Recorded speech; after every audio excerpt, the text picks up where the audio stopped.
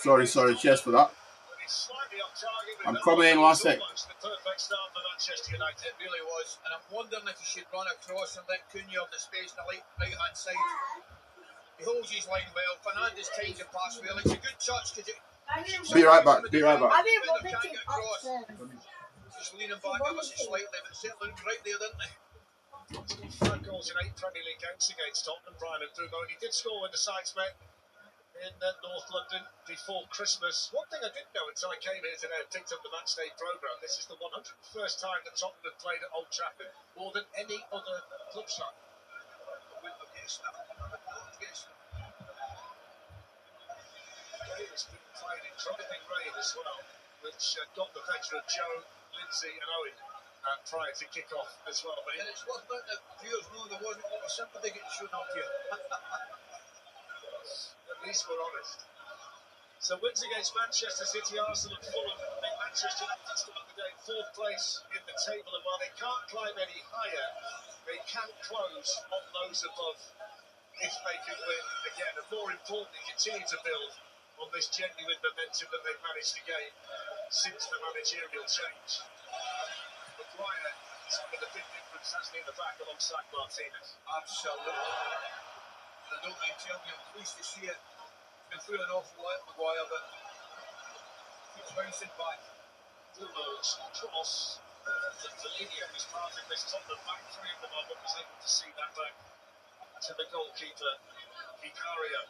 Spurs had the twins against City last Sunday, but after coming from 2 goals down, it must have felt like a win. The reality is, though, the last 6 Premier League games have ended with 2 defeats and 4 draws, and they desperately need a victory here today, something they managed with relative ease. But the damage was so much last week, that, I mean, incredible. First half, non-existent. You know, your first support, the top support, you've been pulling your hair out, and then the transformation in the second half is just remarkable. Thomas dealing with things on the pitch and off the pitch. His captain had things to say. I'm not sure he'd have been too happy with that, quite honestly. So Ahmad getting chase. Sent back to the keeper by Destiny the doggy. One thing I would say, Ali, the last time we came and stood on this gantry was against Brighton in the FA Cup, but it does feel different inside the stadium since Carrick came in. Horrible, to be honest. And it's away, but not very far in Gallagher. And he got the look control, he might have had the opportunity to shoot. He's got the free kick, but just seemed to rush it a fraction. Do you know something? It just comes off him a little bit. You've got a good view of it here. This touch there, just too heavy for him. If he takes it even a yard closer to him, all he needs to do is lob it and hit the target, and it's a goal. Ends up getting the free kick though. Not the best of early involvements for Seven Hammond. I remember when we were at the Tottenham Hotspur Stadium, his first touch of that match was a shocker. It was actually, if you remember. Well, I hope for the same performance. Correct me if I'm wrong, I think they're on to have a great game. He did. We were concerned about him at the start, but he came through. So free kick to Spurs. And Xavi Simons over the ball. You've got to keep an eye on Romero. Flicking there.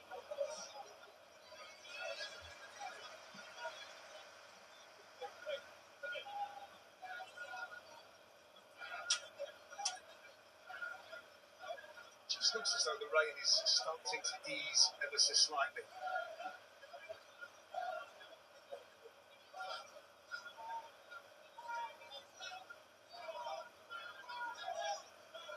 Searching out Cunha, handed away by Maguire. Touch there by Cunha towards Ahmad and Bruno Fernandes.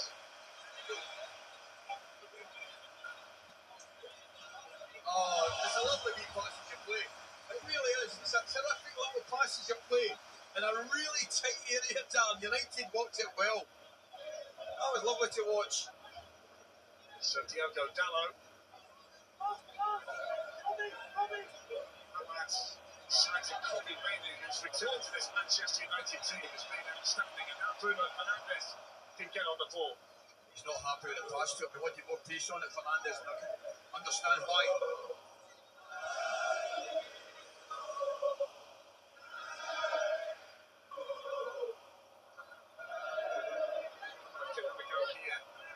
It's the destiny of Doggy. Now Diogo Dallo.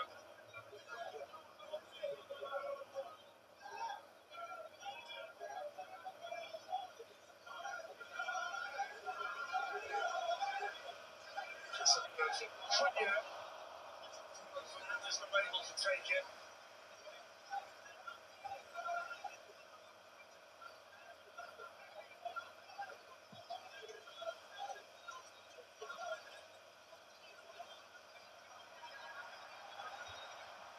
So Xavi Simons. I'm just with close control. He's fired that into. That's a lovely touch. Simons to Tapsaris. One of the changes today made by Thomas Frank. Martinez coming across. Here's Dominic Solanke, who's been in the goals recently and happy to be fit again. And it's a good time to get a bit of form with the World Cup squad. Not that far away from being named. He keeps knocking them in. He'll certainly come into Thomas Tuchel's thoughts. That's absolutely no doubt, because they'll be crying out for a number 2 to come in place of, not in place of Kane, but if somebody gets injured, or Kane gets injured, they'll look for another out number 9.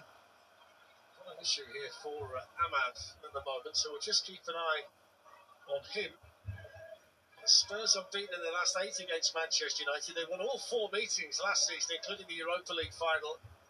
And had Matthijs de Ligt not scored in stoppage time in North London in November, they'd have 5 wins in a row coming into this one. United's last fixture, winning the fixture, was in October 2022, which turned out to be the day that Cristiano Ronaldo went home early, if you remember. I do remember. Fred scored. Yeah, there you go.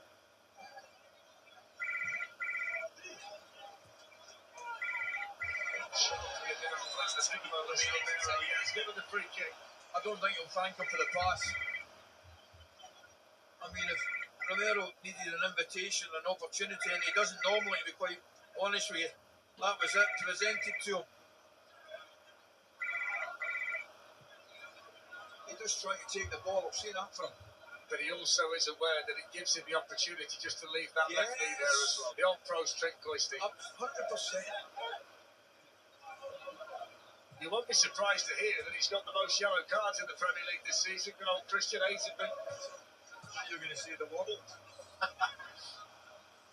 Here's Harry Maguire.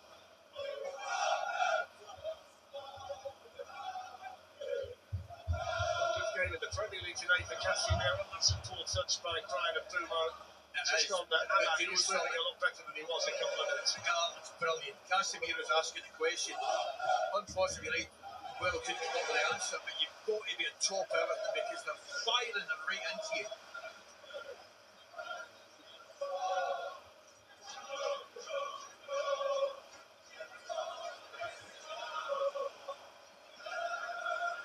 Can't be forgiven for expecting goals today. Spurs haven't kept a clean sheet in any of their last 6 Premier League matches. United have only managed 3 clean sheets in the Premier League all season. The last 0-0 between them was in 2014, 25 meetings ago. So Ahmad finds himself on the warning track. I think this is a good goal, and Ahmad will be delighted because I'm not sure he's winning that race down the line. Not sure anybody's beating the big fella. Just on Kobe Mainoo. Right, what have I missed? 70 minutes before the What have I missed? What have I missed? Sorry, guys. In the 14 games prior to Carrick's arrival that he'd been I'm back. Did I miss anything?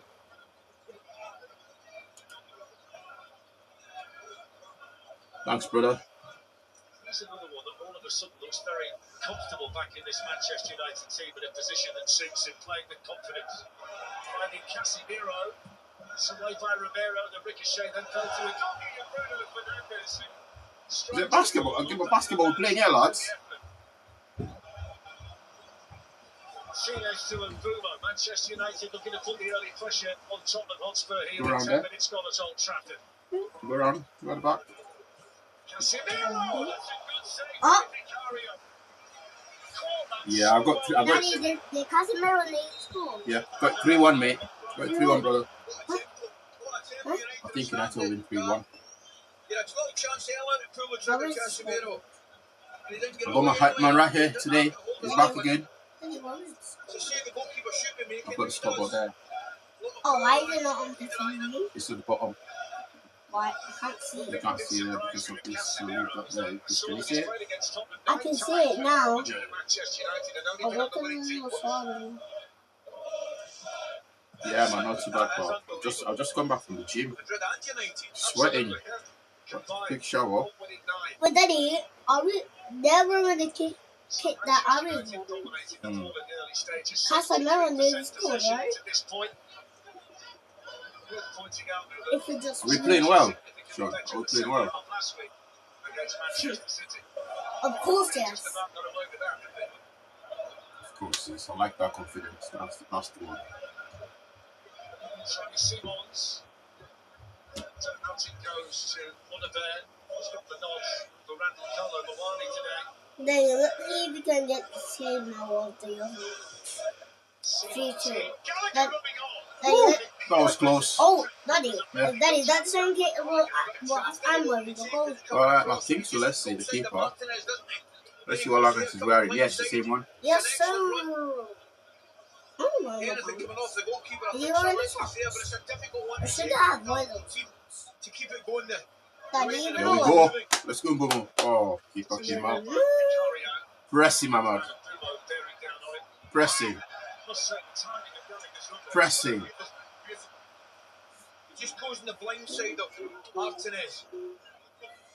We're playing well, he said. 15 minutes. We've been playing well. Who's typing? We nearly signed this guy. Daddy, who's typing that? Me. Sean. Nobody else is typing. Hello. Got a little one here as well today. Ah, little hype girl. Now we have three. Now we have three today. There we go. Come on. Oh, you know. Then look, City versus United. Daddy, City versus United just come up there. Oh, there, yeah. On the board. The second half of them. Daddy, that the second half of them. Second half. Got everyone, in their reds. We're ripping it. Come on, guys. Stop this rock. Can't let them be winning ball in the midfield like that. You can't even blame us. Daddy, it has us on it. Daddy, it has us on it. Yeah. Daddy, you should have some 2K for me. Very bright opening. Now look at me. There.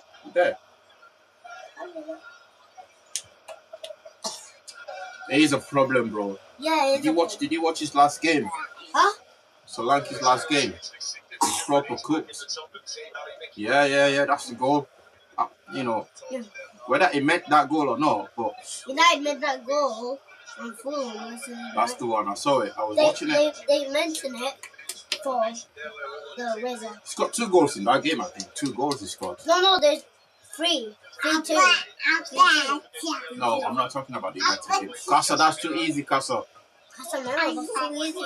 Oh, get it. So, more.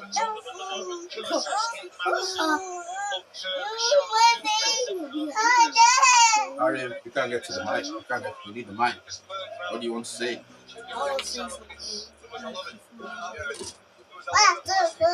It's off. We can't hear you because you muted the mic. We can't hear you. It's not yours. I want United to score, so it's just type in W. United has to score. W for United. United has to score W. That's what you have to say. United. Yo, it's pressure now. The back. The back is pressure. Fashion. Yo, they're pressing us. It's because we think we have too many people. Don't let him cross that ball, please. But they think we have too many people for this. Come on. Let's go. Oh, he's all by himself, Kenny. the counter there See is yours? on. Oh, this is. Because the initial header at the back post was won by It's Romero. mine. And that's in So let general have a play. little bit. Just a bit. That's a brilliant ball across. Fabulous ball across. Everybody, myself included, I Actually, thought he was couldn't going to help have Bobby. offside. Ew. Ew. Across the Oh, face. clearly. So I'll go get a new How one. important that You get a new one? Maguire was just to redirect the ball that was its way through to a good area for selecting. Hurry up so you don't miss the goals. It's alright. Just tell me when this goes. Then I will start. And then tell me when United score. Yeah. Daddy, tell me when Kobe. When Kobe scores. Yeah. Okay. Or Casemiro. Well, there he is, Michael Carrick, 5 Premier League games as a manager. He's unbeaten, 4 wins and a draw. The lowest team he faced as a manager was 7th in the table, so it's not exactly been easy. That's superb. Oh, Papa. Spurs in control at the moment after that bright Manchester United start. I'll tell you, to get Champions League, I think they've got to give them the job. Got to. And I'll tell you why. Because if they don't give them it... It's not that easy run, has it? Carrick. I think you can't overthink it sometimes, can't you? Situations. He's done everything he could do to this point. Michael Carrick, who of course played 75 games for Tottenham Hotspur as well, so it's a special day for him, outside of the fact that he's trying to earn the opportunity to be the Manchester United manager on a permanent basis. Oh, I think you need to take a medicine. Spurs at the minute on their longest unbeaten run against Manchester United. It's 8 overall, 6 in the Premier League. If they could avoid defeat today, that would be 3 games in a row. As Old Trafford have been not lost it, and that'll be the first time they've done that since the 1950s. So it's been their fixture in recent times.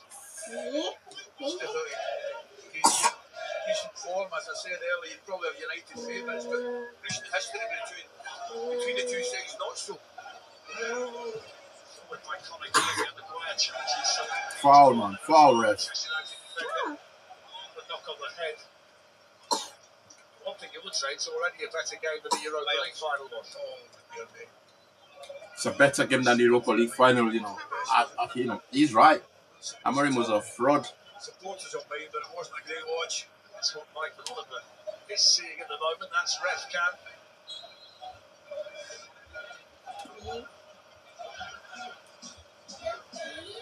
Yeah?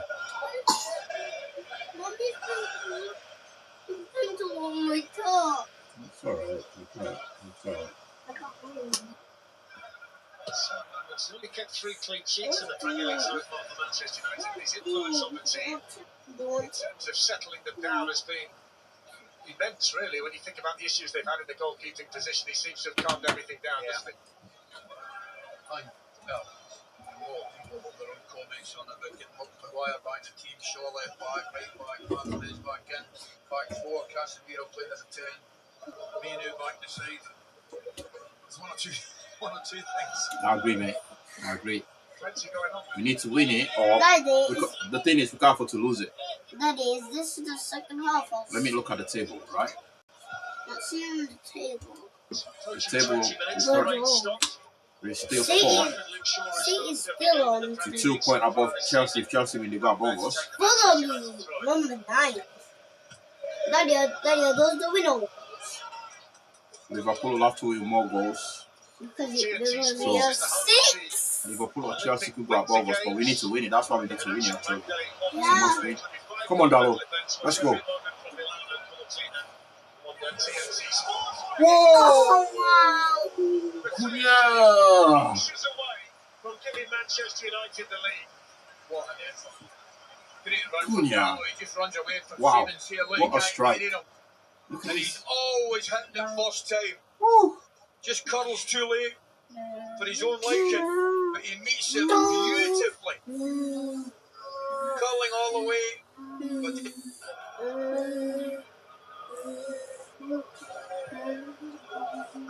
The second time in 2 weeks in the Winter Olympics dived into a goal. I mean, talk about being a TK booked last week, Yeah.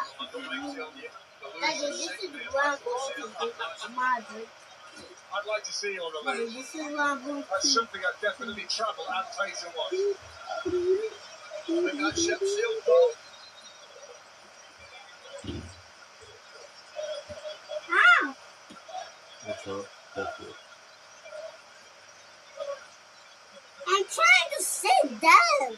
Supporters here inside Oh, also man. falling I've in the got memory to of the bus swap being these guys made here. 68 years ago, yesterday, the anniversary of the Nobody. disaster. There's been a lot of emotion Nobody. I'll take to mommy. this morning. Go give that to mommy. Lovely gift. Come on, let's go. Brazilian. No, should have given it to Shaw, man. By Archie Gray, but the slick there, Manchester United. Lovely move again, that brilliant position that Archie Gray took up there, Dan. Yeah, just the one that was outside pre-match, the lovely shifts. Obviously in memory of the disaster. Daddy, that's United thing. Yeah, it must be outside Daddy, there. it's United thing. Well, Yeah. respect shown as you would expect. Both I heard it from outside. The balcony. Yeah, lovely shot. I heard them singing. This is outside, he's going to get it. This is outside left as you can get. And it takes Odegaard into a position he doesn't want to go. It's like, I don't want to call you, but I'm worried that he might end up on the road this game. Unless something. Tottenham Hotspur. Come on, boys. Dallo's got charging past Come on. him. Oh, come on. Really? Brilliant. Really, That really? is such a difficult ball to take. And it's the only way it can get to him. Bit of pace, Diallo, brilliant. And he just Oh my tries to God. redirect Mate, you see that? and he meets it really, really well. Goalkeeper has absolutely no chance if that's on target, Dan. It's a great move. All the pace is on the pass, and Fernandes, all he does is try and redirect it. What a top that is. He did really well against Maguire. Booms one out then towards Oliver. It's Gallagher. Put in there from behind the Puma.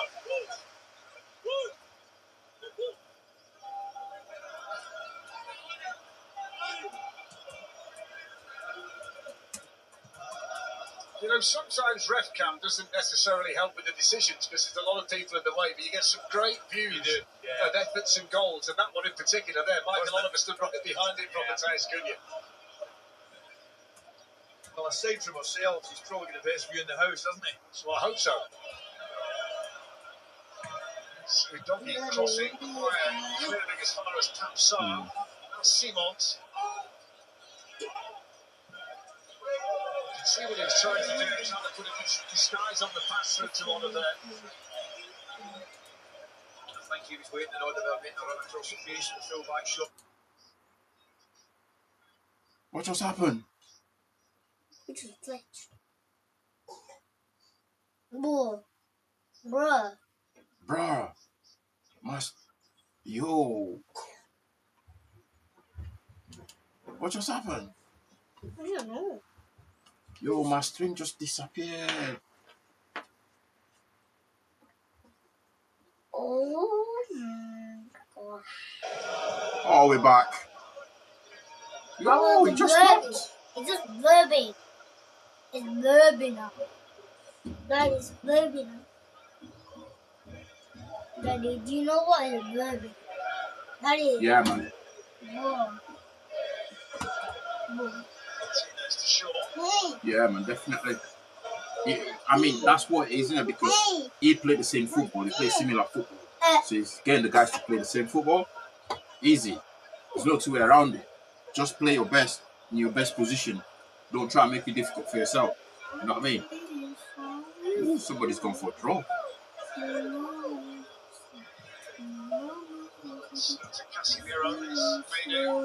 Come on, bro. Come on, Mino. Come on. Come on, Kobe. Come on, Bruno. Bruno Fernandes. No, put it on the...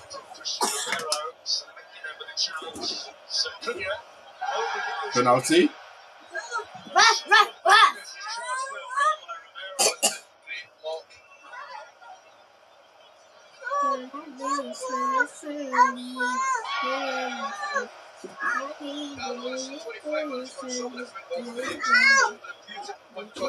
Daddy, they have so much food. It's a free kick at least. She's left leg a little bit, but shoots enough. It's a free kick. That. His case there. I want to say, Ali, when I was coming here and watching I Fernando was a Fernandez play It's a free kick. deeper in midfield, he just looked It should so have been a much free more kick. natural and balanced. Daddy, what was a free kick though? The ref didn't give it. Mommy, So Lanky's getting bullied, bro. Of course he is. That's for me. If you're Then asking who's me getting if more bullied? effective, it's got to be in a forward area, particularly in that number 10. He's had at least one assist Why in do each you of his have last chocolate 5 Premier League then? matches, so the production is there for being pushed. But he's 199 Yeah. involvements, isn't he? There's a bit of an argument about that at the moment, yeah. Yellow card. Yellow. Yeah. Yellow. One yellow. Daddy. One yellow fella. Oh, Arya's going to drink now. Just to be This is got to be yours. the first player That's for Aries. Come on. Michael Oliver's book today. Stop drinking my water. No. Okay. I think one player they We'll really take miss you. at the moment is Pedro Porro. Those deliveries from right positions dominates the Solanke in particular. I think you're right. Oh, he's switched off. Right now. Hey, she's taking my spot. It's alright. It's alright. Get out.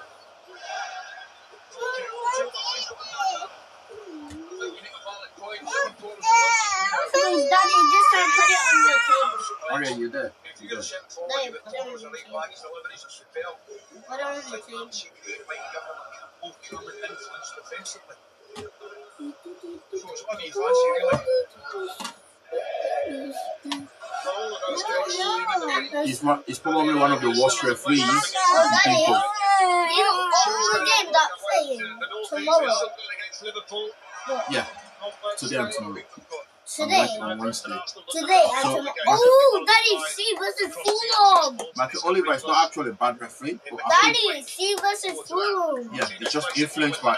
Looking to get in behind Van der Ven. Come on. It's Cunha. It's good defended by Romero. Went through. Michael Oliver is just influenced by, whatever. What's the referee going to do here? Red. Red! Let's go! Hey. Wait. Red for who? And Romero, who Yes, Romero. for Yeah. all the wrong reasons Straight earlier red. this week, is now being sent off on Saturday. Daddy, let me I press guess it. he catches Daddy, stuff let on me press ankle. You have to come this way to be able to press that for me. And he's left. He's gonna press the red card for me. But it does look really painful. Here we see Right, it's press the left that. ankle. So There you see the red one? Yeah. Yeah, close sign. Press it. Here. Yeah, Do you know what I think? I'm going to tell you that's it. something. Ouch. I don't think he needs to follow through. Ooh. I really do. I don't think he needs to follow through. There's a way to go and challenge for the ball and win the ball. Now, if he knows that Daddy. Bro, it looks bad. It looks bad. It looks bad. he doesn't need to follow through. It's madness. He's a red, bro. Come on, that's dangerous. Discussion this week as to I what don't the think it punishment is. should have been. I Thomas think Frank that's dangerous play. he said internally. The last thing you do then, though, as the captain, is get yourself sent off on the Saturday. Why is the Well, you light said at the start of the game, I think Van der Ven's a calming influence, so how wrong have I got it? I mean, that's... He's just letting his teammates do it. Sorry. To do that, Dan. Come here. Yes, you've got to compete for the ball. Yes, you've got to go for the ball. But if you know the player opponent is, he can't follow through. Bro, Aries, can you go to mommy? Sandro Can you go to mommy? Martinez. The Spurs have got Manu Dragossi ready to come on. That's the 6th time he's The been bottle is sent there. off for Tottenham, so he's no stranger to a red card. I mentioned earlier in the half he's got the most yellows in the Premier League. Ill-disciplined follows him around He's along got the Romero. most yellows in the Prem, bro. I don't think there's any excuse for that. I don't. I need to see the foul again. More.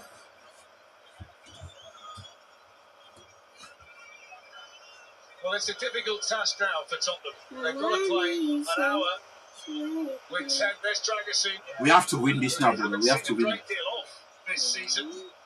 Daddy, so that's Tottenham. Yeah. Daddy, so that's Tottenham. Yeah. We have to win it. And he goes. Yeah. Into the dressing room. Why is he going in the Just to go a red card. Now we'll find out he's going to be Oh, wow. sacrificed by Thomas Frank to get a defender I back on the see pitch. him in the tunnel room, but I went.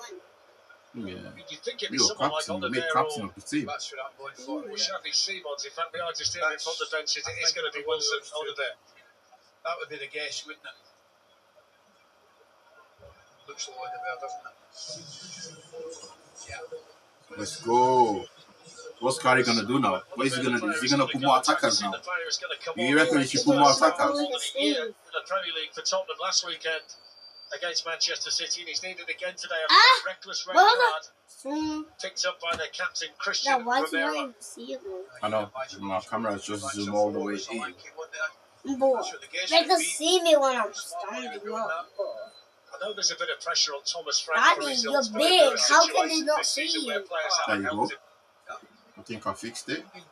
Come back. Yeah, fixed it now. Keep zooming in and out. Daddy, By Bruno Fernandes, headed away by Dominic Solanke, and Conor Gallagher clashing heads there with Kobe Mainoo, so Michael Oliver will have to stop this. Nothing malicious, but no, it's the right thing to stop the game straight away. He just gets here first and then Kobe Mainoo. There's a clash of heads. And then I think there's another one immediately after it involving Luke Shaw. Michael Oliver small one. Oliver short one. You can see it. I think he just gets here first and there you have it. All side of the head, right in the temple. And then the mixing's very much the same. There you are. Who he gets in the face. Double headers, you know. Got me the centre back.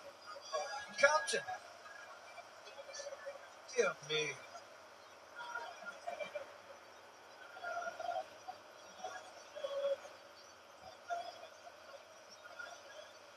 It looks okay.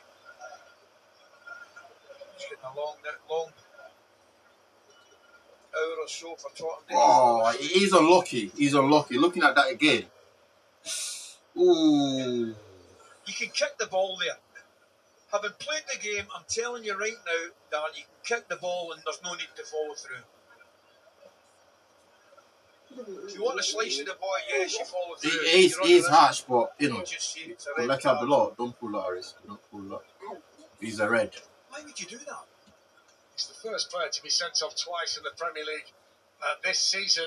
The Emirates FA Cup's back on TNT Sports and Discovery Plus next weekend. It's the fourth round. 8 featured matches, including Hull against Chelsea, Villa, Newcastle, Liverpool, Brighton, and Macclesfield against Brentford. And Ali and I will be doing the draw from Chelsea. on the Monday night Chelsea's as well. playing. So 0-0 here, but the advantage now very much with Manchester United after the Romero red card. But should we play that on FIFA? Dad, should we play that on FIFA? You should have played on FIFA before the game started. Yeah, I want to be United and be Okay. Tottenham. Casemiro's cross headed away by Polinia. Now Maguire.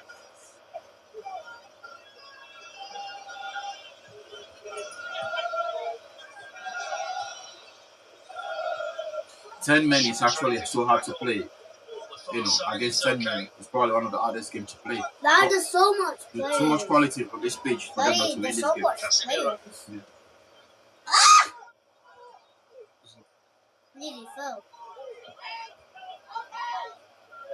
Ooh. Daddy, I did it in. Daddy, I made it in. I made it in. Daddy, I made it in. Daddy, I made it in. I can see that.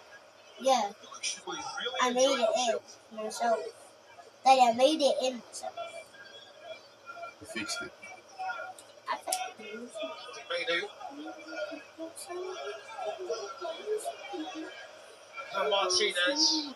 The 23, Manchester United, Vicario's goal. This lifted through and lifted behind. We need someone to do something special. Very tight, it's intricate. It's actually a nice That's what they've ball, done now. lifted in the air. All 10 men behind the ball. You need someone with technical abilities to unlock this. Cunha need to step up here because Amat needs to step up. Yo, Kobe is winning all the headers, bro. Let's go. Amat, don't stop. Give it to Shaw.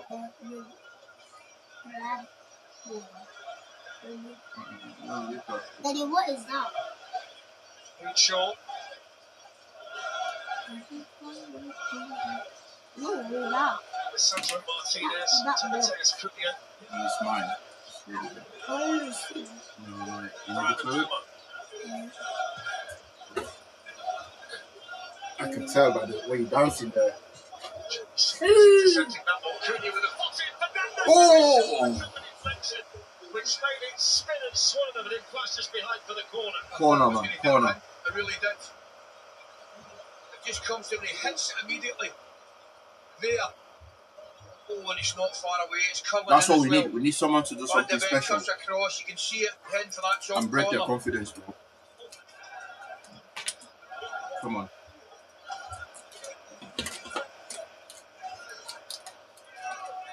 Harry Maguire is in the Tottenham Hotspur penalty area.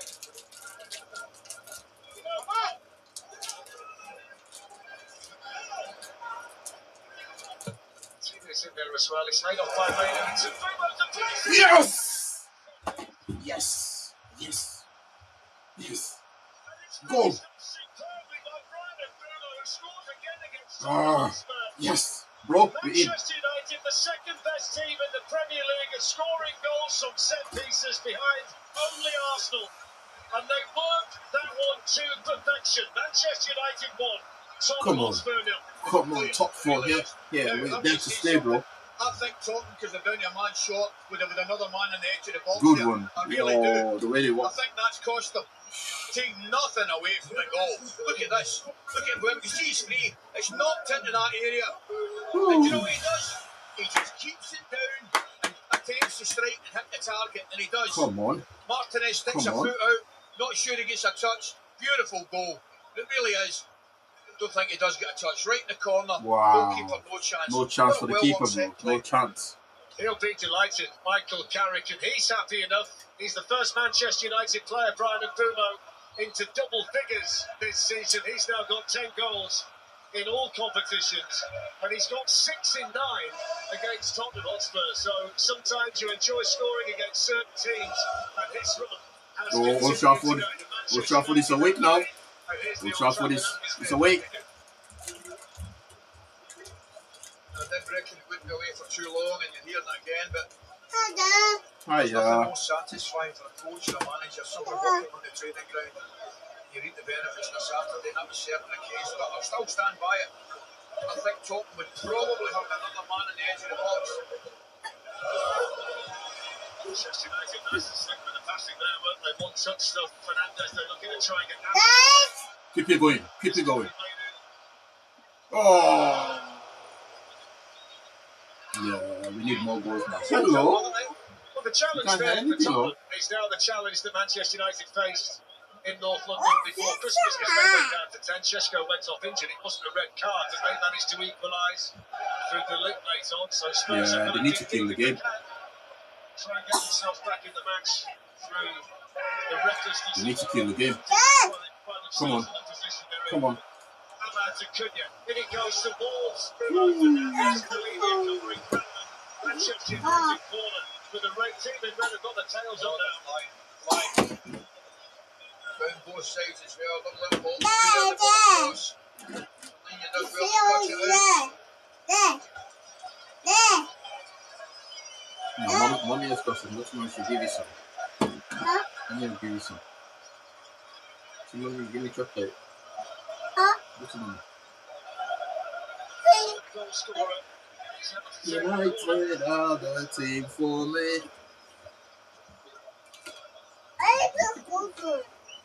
Goes from Brian Mbumo. Away. Again.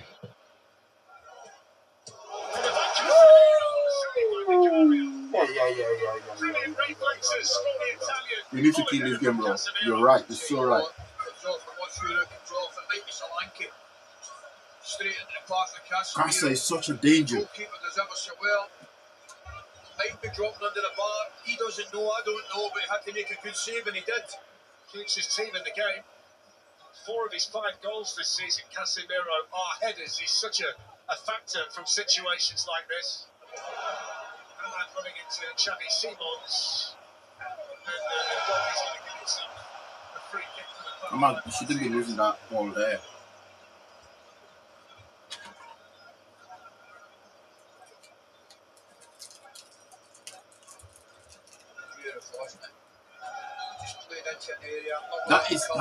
That is a training ground goal there. You know, they did that. They must have practiced that over and over. Could be assist there. What's up? What did you do? I did nothing. She did it before. United scored. You missed it. You have to watch replay. You watch the replay later. I think that little grin that we saw from Michael Carrick back to the bench, he said that he feels exactly like you said he would. Yeah.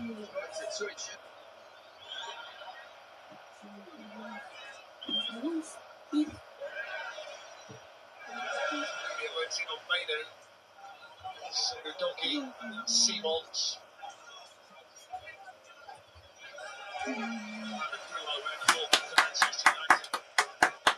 They've got those above them in their sights, and they've got no distractions, Manchester United. They'll only play 40 games, no competitions, 13 injuries, so they can kind of set their sights on Aston Villa, Manchester City, and see how high they can get it. Look at our group. Yeah, she was right there. Focus in the one direction. Daddy, look at me. I'm just looking at the right They can side. chase Manchester City for second, but it looks like Arsenal. Come on, man. Come on. Why is Aria having headphones? You're doubling up on Amma. Yeah, why is Aria wearing headphones? Oh, I gave them the F. She wanted Not a to. couple. For Plus what? one I did. For what? So she could listen to Paper Pig. Yeah, You wanted to listen? Yeah, because you know Paper Pig. They're expecting 5 added minutes, unless there's any more, so it's another 7 minutes to play in the first half. There's Harry Maguire. Nah. Mhm. I think there's something that's going on. Can't wait to go where? So on this side, it's Brian Bumo. Come back for the Manchester second half. United again. Come on. But this time, Casemiro is streaming in and out, but there's a foul in there on Vicario. But take nothing away from the defensive header from Maybe Mourinho. Dennis screaming, shouting if we score. It's coming like a runaway train, Casemiro. What's in here? Complete commitment. It certainly is, but watch the header. I mean, you know what's happening there. Luke Shaw's trying to push him underneath the ball. Take the camera out, so we've got to fix that. Right, Another I'm free by myself kick. now. The kids Set play which disappear. is worked in the training ground. Luke Shaw pushes the defender underneath the ball. Sean, are you getting any ads? Have you seen any ads on your side? Drinking conversation down there with Steve Holland, who was alongside Gareth Southgate with England for so long, highly rated and respected assistant. Harry Maguire was saying in the programme today how much they've enjoyed the sessions that Michael Carrick's put on.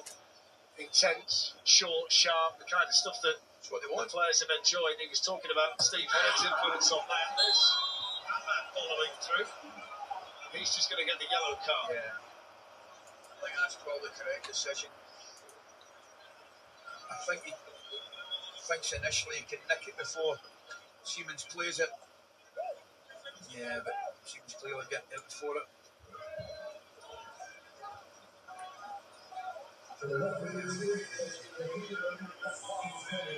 So confirmation of the 5 minutes. The board's just been held up here at Old Trafford. And the Brian Bumo goal is the difference between the teams. So it's up. It's not a great ball from Xavi Simons there. It was a correct ball, the right option, but too much on it.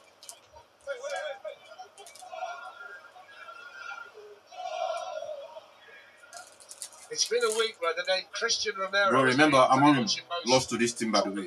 He lost to this And team. that's been with most conversations going back down the road to London this evening or this afternoon, late this afternoon with those Tottenham supporters.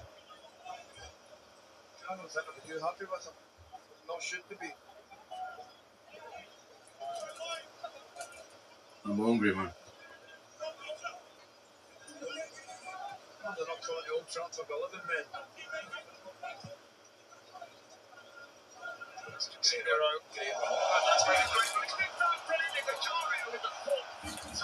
Oh, man. Come on. Yes, I'll give you superb goalkeeping, but wait till you see the run inside the fullback. Magical. He goes short and spins right in front of him. Got to tell your wide men to do this. This is a brilliant run. We'll see it shortly. Look at that line again. He's offside. Comes from an offside position. Watch his movement. There he goes right across him through. Brilliant. The dog is too deep. That's the first thing you've got to say. He's maybe a yard, 2 yards deep, but take nothing away from the run. The run's brilliant. And he just needs another wee half yard on that. He's got an empty goal to tap into. Goalkeeper fantastic too. Yes. You've got to give him credit there. Yeah. I know you love the runs and the goals and all that, but the keeper's done brilliant there. Yes. I know it sticks in your throat when you've got to say it, but he's done brilliant there, keeper. Yes, you're not wrong. It's Xavi Simons and the flourish here. It falls down for Dominic Solanke, who was just forced wide by the pass. Gallagher's calling for it. Back it goes towards Solanke. It was just too much on the pass, wasn't it? And it looked a simple one, Darren.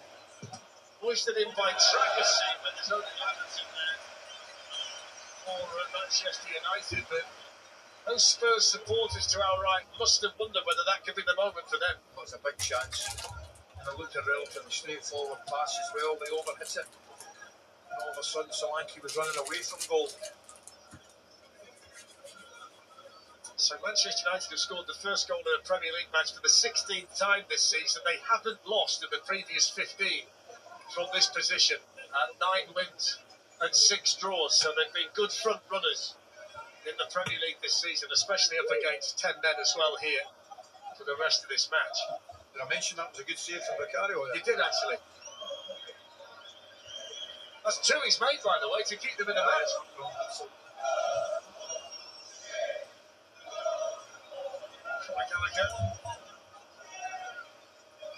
Decided to choose Tottenham Hotspur over Aston Villa when he made the move from Atletico Madrid. It's Papsar.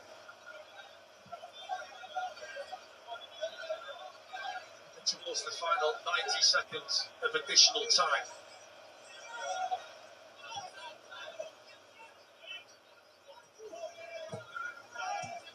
Archie Gray. Saar. What a pass. It's a really good pass, that. He's faced here by Cunha. Nothing good from Casemiro. I think they're missing, when he leaves at the end of the season, Casemiro. He's been some player, hasn't he? He really has. What a career he's had. Written off by quite a few, wasn't he? He's made them eat their words.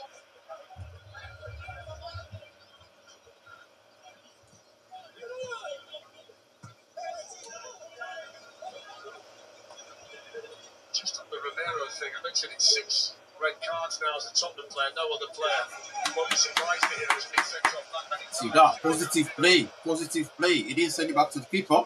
Send it right back into the midfield. Martinez. Talk a little bit of defending in from Martinez and the ball up to Solanke. Just leans on him, knocks him off balance. Clever defending. A few seconds here of the first half. Luke Shaw in possession for Manchester United, who are trying to win 4 games in a row under Michael Carrick. That's news to us on Amorim. 4 games in a row. That's going to go back to 4 games in a row, man.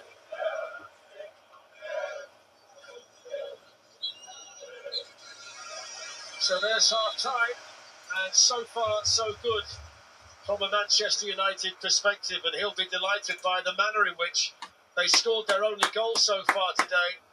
A slick corner played into Kobe Main, who laid off to Brian Mbumo, and he steered it past Vicario into the corner. His 10th goal this season. He's been our best signing. Matches against Tottenham Hotspur. Bournemouth has been our Vicario best with signing. two big saves to keep Spurs effectively in the match. First from Casemiro, and then with Ahmad running in. Christian Romero sent off for a reckless challenge on Casemiro. Sixth time he's seen red as a Tottenham player in a week where he criticised the club as the captain and then was sent off on the subsequent Saturday. Half-time at Old Trafford, Manchester United 1, Tottenham Hotspur 0. Does he play for Brazil as well?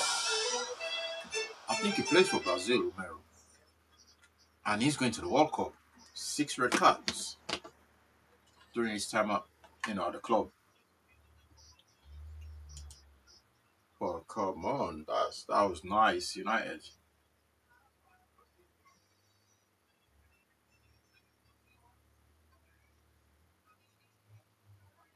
Yeah. You know what I figured out, right? Sometimes I feel like managers contribute to fans hating players, and I found that out with Amorim. I started hating certain players at United, man, because of the manager. Because he's chat so much bullshit, you know. Managers contribute to the way fans view players. If a manager says certain things about his players, some fans gonna believe it. Like saying like they're the worst team ever. And fans were buying that bullshit from Amorim. This is the worst team I've ever seen at United. Fans bought that bullshit from Amorim. These are the same players, by the way. I don't care if you say, oh, why didn't they play for Amorim? Well, they didn't play for him because his attitude towards them was shit. He treated the players like bullshit, and he deserved what he got from them. But he contributed to some of these players, some of this fan base, chatting shit about certain players. He made the fans nearly hate Kobe Mino. Well, they did hate Kobe Mino at some point. They were calling him a money grabber. He's going after more money, blah blah. But even though he only wanted to go out for a loan, and you've got a manager that's telling you he's competing because Bruno when they can play alongside Bruno. Look at them now. And this fan base bought that bullshit from Amorim. I can never understand that. You turn on one of your own brothers or sisters. You turn on one of your own because of the manager told you to. And they contribute to all this nonsense, man. They contribute to it. Managers and Amorim is to blame for the negativity at United. It brought so much negativity at the club. Absolutely. And no wonder he left the way he did. Could never forgive that guy. You get what I'm saying? Like, if Pep was chatting shit about certain players, the fans are going to turn against that player. Knowing full well, even though it's probably just a conspiracy theory, he just doesn't fancy the player. So he'll come and make up stuff about the player, and this fan base will, start going after them. And that's Amorim. That's what he did at United. He made fans hated Kobe Mino. He made me chat shit about Bruno. Knowing full well he was playing him off, away from his position where he's comfortable with. Dallo was absolutely shite under the guy. We were cussing Dallo from first minute to the 90th minute. Luke Shaw, same. Well, he's been there too long anyway. But people are just hating players for no reason because the manager says so. So managers, they actually have a responsibility to look after their players. They contribute to the players. And if you don't, then the player's going to turn on you. And I hope you learn that nonsense, that bullshit from, his time at United. Wherever it goes now, he doesn't repeat the same bullshit.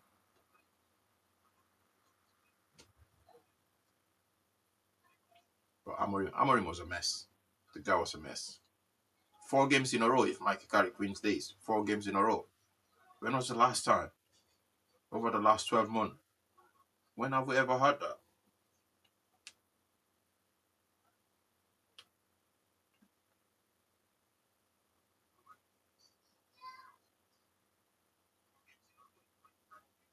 Yeah.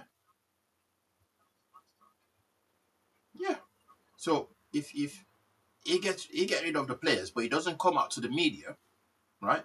I mean, he's done it a couple of times, like calling Calvin Phillips, they call him fat, which is a fair comment. Like, if you put on weight, mate, come on, we pay you a lot of money, fucking lose weight. And he's right about Calvin Phillips. Look at him now; he's still not sort himself out. He's not even Calvin Phillips. I don't think he's even 30 years old, right? His career is down the drain, bro.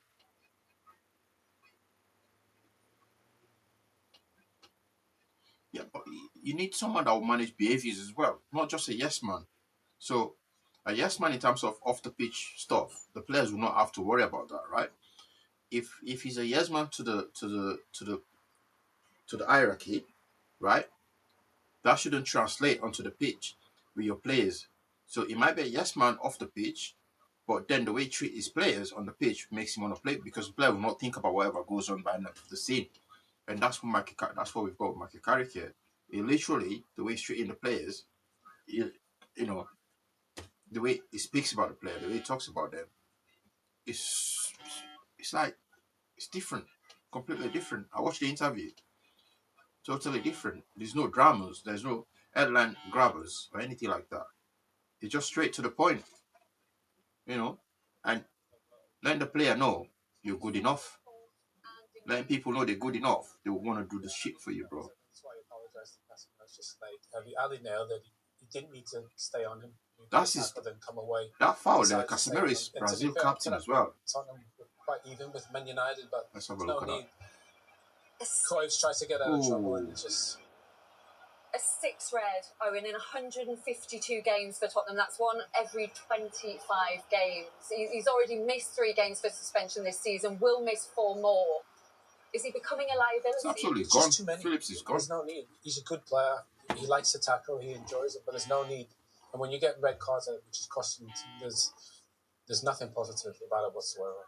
And then less than 10 minutes later, Manchester United in front. And another set piece for them, Joe. It came from a well-worked corner. Yeah, it's a Kobe assist, right? Would you say that's a Kobe assist? Intelligent, brilliant from Kobe Mainoo, a little pass around the corner. And you were saying about his position there. How good's this corner, by the way?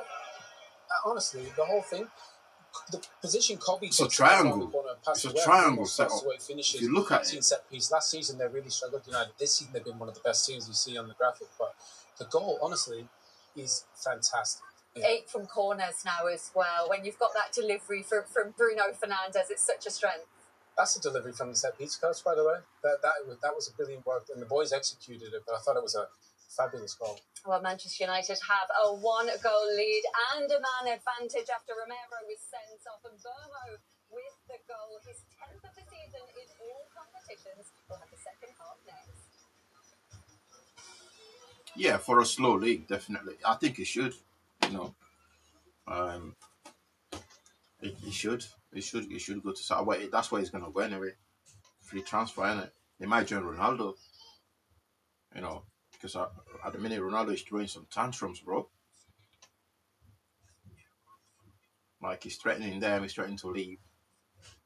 You don't want to mess around with the Saudis, brother.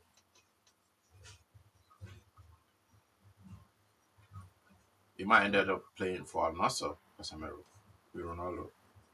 Because that's what he's crying for. He wants more players to come in.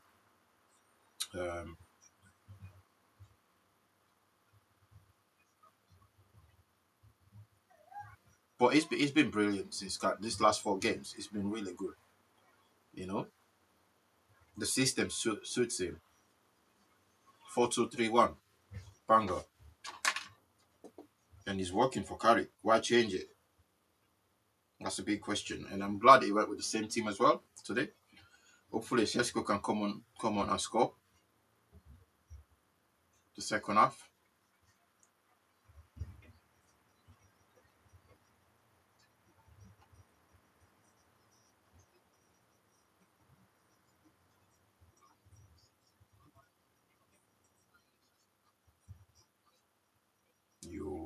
The first time I got the 100% lineup, my lineup for United, I selected like a couple of days ago.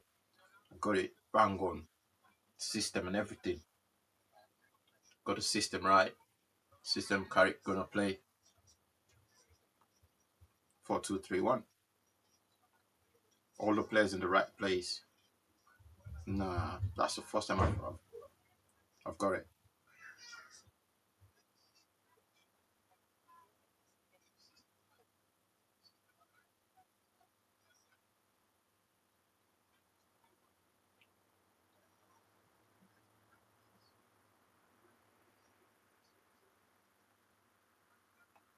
And what did I put for my first goal scorer? Oh, I got that as well. Got my first goal scorer in Burma. Yeah, I should have put money on this, man. If I was a gambler, you know what I mean? I could have won today. I put in Burma to score first. 20 point. 20 point there for me. Man of the match. Who do I have for man of the match? I've put Kobe for man of the match. I doubt he's going to get man of the match, though. But he's done the assist, so you can argue his case for him there. He's got an assist, Kobe. So my first goal scorer was a Burma. My team prediction was correct. My man of the match. My score prediction, I've gone for 3-1.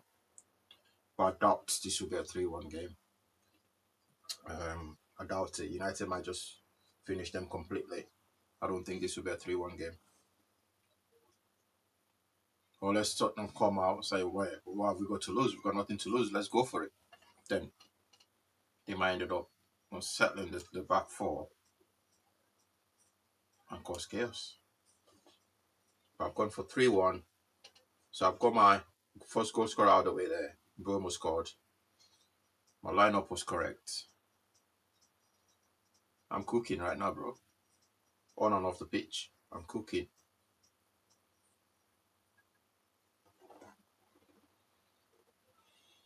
We are loving life, United fans.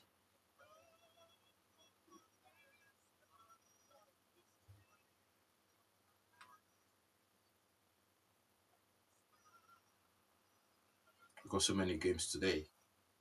So many.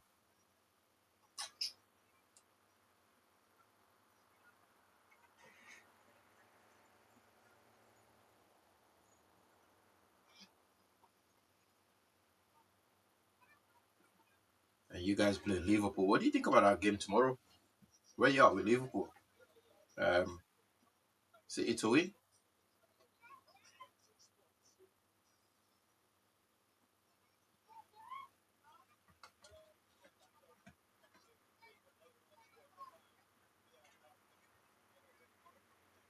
If he starts Ekitike, you guys are in trouble. The guy's just too good, man. If he makes mistake and don't start Ekitike, City will win that game.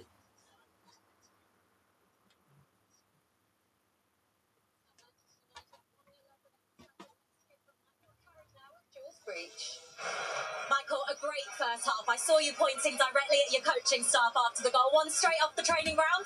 Yeah, it was Johnny's had his eye on set plays, Johnny Evans and Keita, the analyst. So it's great when things come up. We obviously all got different ideas, but the lads have carried off great, and Bruno, Kobe, and Brian put it away. So yeah, delighted with that. How does Tottenham's red card change your approach to this second half? It doesn't really. It can't. Mentally, we got to treat it exactly the same, and that's the biggest challenge against 10 men. That make sure mentally that you treat it like it's the same game and keep the intensity, keep the quality. So hopefully we can do well second half. Mindset. I'm just sat right by the dugout, and I heard Steve Holland just reminding Ahmad to be careful. You don't want to give the referee any reason to level things up. No, and listen, he's not going to do it deliberately, but I think you just got to manage the game and be sensible in the game, and but certainly got to keep that intensity and the energy in the performance. Thank you very much. Thanks a lot. Cheers. Thank you, Jules. Great to hear from Michael Carrick. Isn't it wonderful that a Manchester United manager can take a nice steady stroll along the touchline, hoisting natter around the first half, the set piece? You can say that again, mate. I haven't seen that kind of saunter and casual approach from the Old Trafford dugout for many a month. That was just exactly what I was thinking as well. What about this? Not always be like no, that. absolutely not. It is now. No changes, by the way, at half-time. There was the Tottenham change when Dragusin came on to replace Onabert after the Romero red card. Manchester United have never lost a Premier League game at Old Trafford when they lead at half-time. 330 matches, What a record. 304 wins, 26 draws. What a record, brother. That's unbelievable.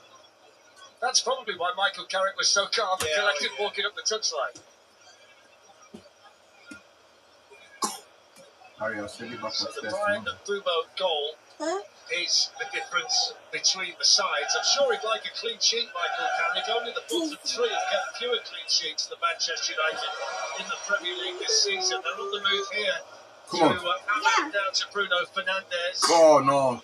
There's Destiny Udogie. Tottenham Hotspur. Yeah, we're going to suffocate them. We have to suffocate them. You know what I mean? I already know. Amad Diallo would have looked to be the final ball of the contest after the red card. Just had a look about the Tottenham players and what off the pitch, and I don't know what I might be wrong, and I hope I'm wrong. I'm not sure there's any of them. We need to suffocate them to the point that they can't get out. I need to tell you, I played in a few dressing rooms where you would not get away with that kind of carry on. So Casemiro and now Maguire. That's the one Sunderland game. I want to watch that game. And Brian Mbeumo. I feel like I can get streamed for that. You need a massive favour from Sunderland. You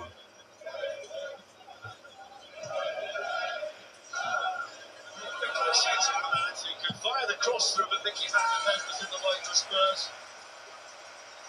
I feel he's in a busy 45 minutes. Along with his central defensive partner, Newman, Dragisan. What's Harry's good? Spurs were three Premier League teams that hasn't won a match in the league in 2026. Even though they're unbeaten in their last four, they've not won any of their last 9. They've been better away from home than at home this season as beats Casemiro to that one. Simply take their minus Martinez has been solid, bro. I'm not sure it's the best idea. What a ball there by Kobe. There's a Tapsar. Unlucky. So Shram Fellaini and then Conor Gallagher. Just wonder what the game would have looked like had Conor Gallagher taken the early chance. Yeah. United won't be complaining from their point of view. It's certainly taking an element out of the game, the sending off, hasn't it? It's a shot by Tapsar down that side. In pursuit, Diogo Dalla. He wins the front kick as well. He looked quick, didn't he? Get back Dalla. Tapsar was away from him. And initially he was, but great pace to get back here, look. Really well. Correctly earns a free kick. Manchester United made those summer signings to increase the goals output. They struggled to score last season, 22 between them. So far now, 10 for Brian Mbeumo, he's got the most. And between them, they've scored 6 of the 9 goals that Michael Carrick's seen go in since he replaced Ruben Amorim. And what would be Martinez has been solid, from bro. Tottenham's point of view, I was looking at their top goal scorers. 2 centre backs. I know Solanke's been injured, but Romero and Van de Ven sharp in front of goal. It goes down to Brian Mbeumo. Oh! Fernandes lives in Look, it. sure! Coming up to it, it's in. The offside line up against Ramirez. And I'm pretty sure that's the correct decision. I think it has to be. I think it will be. You know that way, you just get the feeling he's too alone. We'll see whether he is. No, he's not. A little bit less than I thought it would have been right enough. Is You it? can tell by his reaction. Yeah. But if I'm Luke Shaw, I'm putting my foot through it. I'm not hitting my side of my foot across. I'm smashing it. We need to suffocate them, brother. We need to suffocate them. Pleasing thing for him is the fact he's been injury-free, having had a bit of a torrid time of it.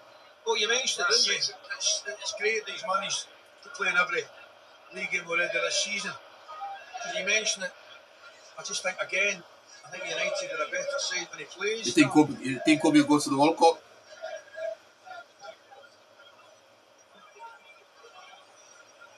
Cunha has been quiet. Casemiro to Martinez, now Shaw. Come on. Brian Mbeumo. Let's go. To Conor Gallagher. Come on. And now Shaw again. Casemiro.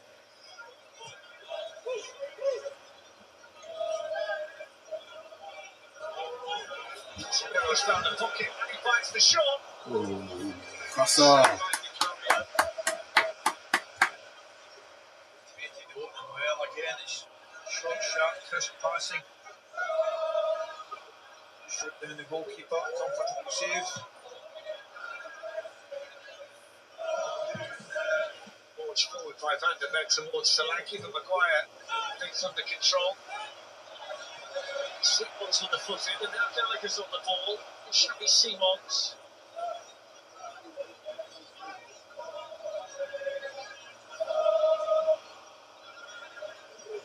It looks like Tottenham want to come out to play, no? They want to come out to play. Archie Gray. United might just need to do that. Let them come out and play. Let them have the ball for a bit. Nice turn there by Gray. Short quickly there. Look Shaw. Thomas Frank, who's busy gesticulating down there. He's lost all 4 games that he's managed previously. It's Old Trafford. It's been a difficult first season for him, hasn't it, at Tottenham? Yeah.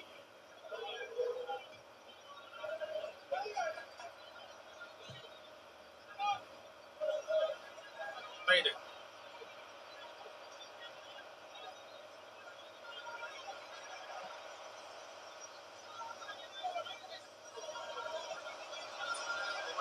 Dallo, Sedley Doggy, Ashraf Polinia, straight to Casemiro.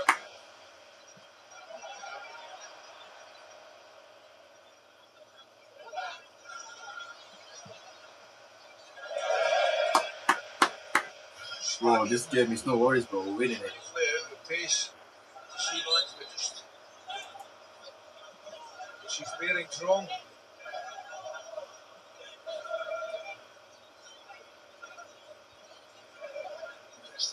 Down here for Tottenham, which means we can tell you about the Winter Olympics coverage. 5 gold medals at stake today in the various events. You can watch every minute from Milano Cortina on TNT Sports and Discovery Plus. And we've got the 4th round of the golf as well in Riyadh, the first Live Tour event of the year. The likes of John Rahm and Bryson DeChambeau in the field. 2:30 TNT Sports 3. For the Live Golf from Riyadh. What I would say, the Winter Olympics has got a bit of living up to, based on what I saw from Joe Cole and Peter Crouch when they went over there and did the skiing and the curling. I'll be brutally honest, I felt the opposite. Another injury for Spurs there. I thought anything will be an upgrade for those 2. Yeah. Let's have a look at the goal that Manchester United scored from Michael Oliver's view. We'll get me right behind this one. Yeah, lovely goal.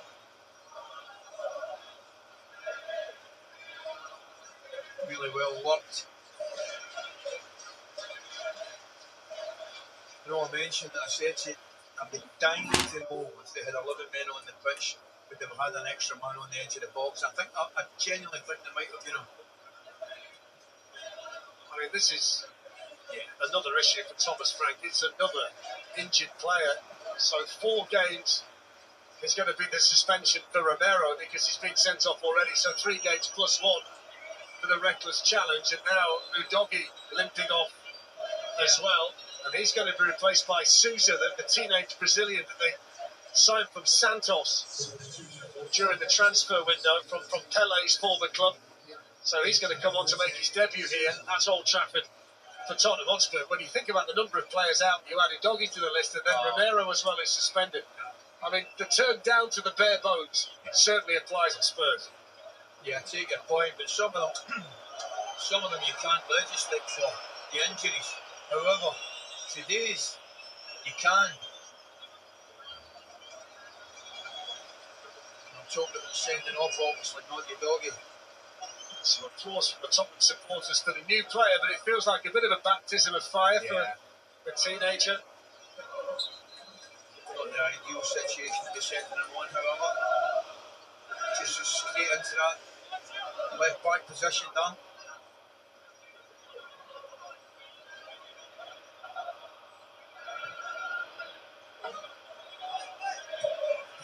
himself instantly acclimatised over there, Susan, because he's going to be up against Ahmad. So Martinez steps onto the head of Conor Gallagher. Copy made it.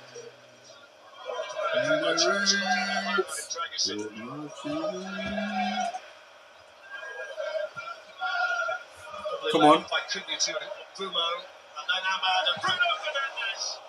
Went flying into the body of Mickey van der Ven, but it was slick football again from Manchester United. There's some football involving Cunha and Guemo, and then he just released it. The first time shot comes in. Cunha, Lovely, look at one touch, give it go. Round the corner a little bit, a little flick from Diallo, and it's a good hit. Getting closer and closer, mate. But it's nice football to create the opening. One thing they have been good at today, Manchester United, those line-breaking forward passes from the centre-backs into the forwards and really getting through that Tottenham midfield.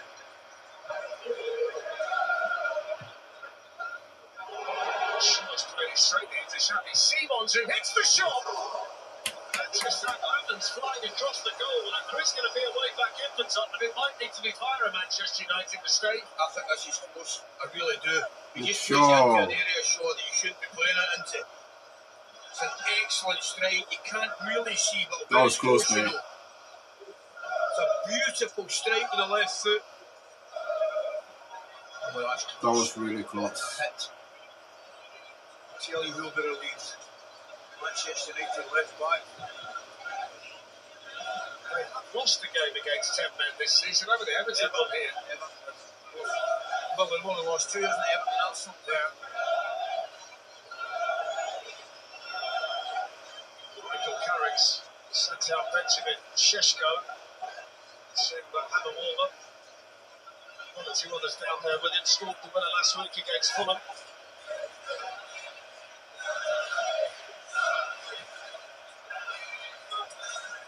Simons runs into short play forward then by Gray towards Gallagher. Nice touch by him, Xavi Simons. They'll get the free kick. I must say, my first thought that was the defensive. That was my initial thought as well. He takes it really, really well. And it's good football down here, but I thought he slipped to the right. He maybe catches him. Possibly. Maybe catches him. Cunha has been quiet. I think Cunha should come off. Good position. Good football against him, nice one touch. He's been absolutely quiet. He's the area for them. Just one or two signs of life though in the last 5 minutes from Tottenham Hotspur. Yeah. Or is it the fact that United are just letting them have the ball so they can trick them to come out? I think United is asking them to come out. And if they can get a goal, this could be a tricky one. Because they'll just sit back and defend. Manchester United box with others. Towards Poliniak. It's headed on by Sarr. Dominic Solanke. Goalkeeper so good to have a keeper that's so reassuring. London's come out and just took control of it. That's what your goalkeeper to do in a situation like that.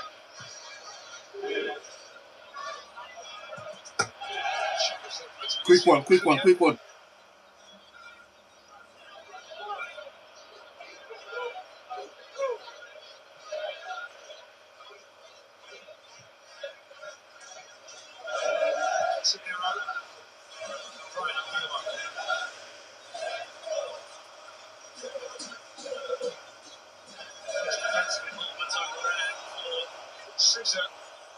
was hopeful for the free kick, I think, from the assistant. Held it to recruit.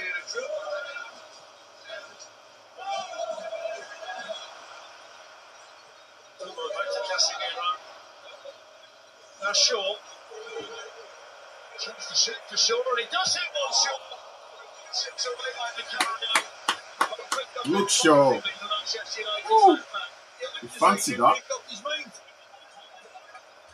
Why not? There, and then decides he does. The invitation was there. He fancied it. Oh, corner. Oh my God, another goal here. From a superbly worked corner in the first half, the second team on the list for goals scored from set pieces this season. Harry Maguire's only Premier League goal was the winner against Liverpool. Brian and Brumo with a deep corner. Harry Maguire wrestling in the middle. And Michael Oliver looking right at it. Says no penalty. I think it's Van de Ven's pretty fortunate to make the run. He's going to hit one from here. Ooh. Saves it all. Everyone wants to score, man. And Sousa with the block on that Brian and Brumo cross. Again, he had a good view of it. Watching Van de Ven. I'm not sure he's looking at the ball. He's looking at Harry Maguire. It's been checked and cleared by Paul Tierney. There you go. Incident involving Harry Maguire. But Vicarios had to make a couple of smart saves in recent times for Tottenham Hotspur. Hotspur catches Bruno Fernandes. Free kick to Manchester United. It's one of those balls again, isn't it, from Dallo? You can look at Van de Ven. Look, there you are. I'll tell you right now. I don't care what anybody says. He's stopped him going for the ball and he's not looking at the ball. That's a penalty. Do you know what, Alex? It's a pen, bro. That's a penalty. It's a penalty. He wasn't even looking at the ball. He wasn't looking at the ball. They're How did they- allowing so Ow. much more contact in the penalty area than ever He's before. wrong. He's not looking at the He's ball. not looking at the He ball. puts an arm up and he prevents Harry Maguire from going from the ball. You give it a That's penalty there. Absolutely. It's a penalty in Andy's book. Oh my gosh, VAR. How can you miss It that? can happen with that. Absolutely. Fernandes with the free kick. Maguire the target. Headed on by Casemiro. It's going as far as Shaw. Handball. Find a way through. Handball. The defender appealing for a penalty, but I don't think they're going to get one. Might well have been Van de Ven. It was there, you know. It really was. I think it's actually tremendous defending. I think The he ref stands and up VAR, they fucked up, man. and it hits him. He was lucky at the time before, but that time I think he defends well. I think it does actually hit him on the arm. We'll take a look at it when they get a chance, but it's on him in a flash, and his arm, I think, was in a natural position, so there's no issue with it. Feels like Luke Shaw might get a goal today. With Cunha.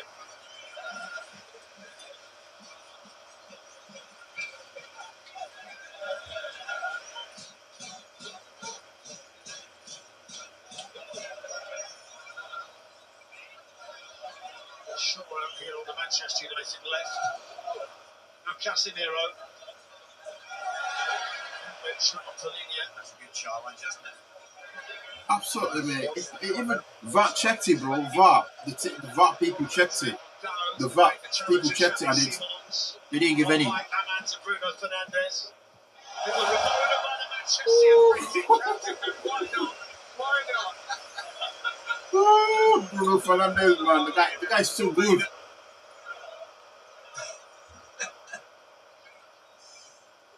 I think if you're a manager of Michael Carrick, you don't mind it 3-0. 1-0, you're still a little bit concerned. Great from our point of view, though. I don't care. Enjoyed that, didn't we? Oh, mate. That was a straight head, man. If the ref gets it wrong, that's the reason why VAR is there to fix it. Fucking hell. This is the Van de Ven block. So just keep an eye on his arm. Yes. Left arm. And of course, it's in that natural position, but it's tight behind his back. Hence why Paul Tierney saw nothing wrong with it. I agree with him there. Not necessarily with the first one. I agree with him there. Yeah.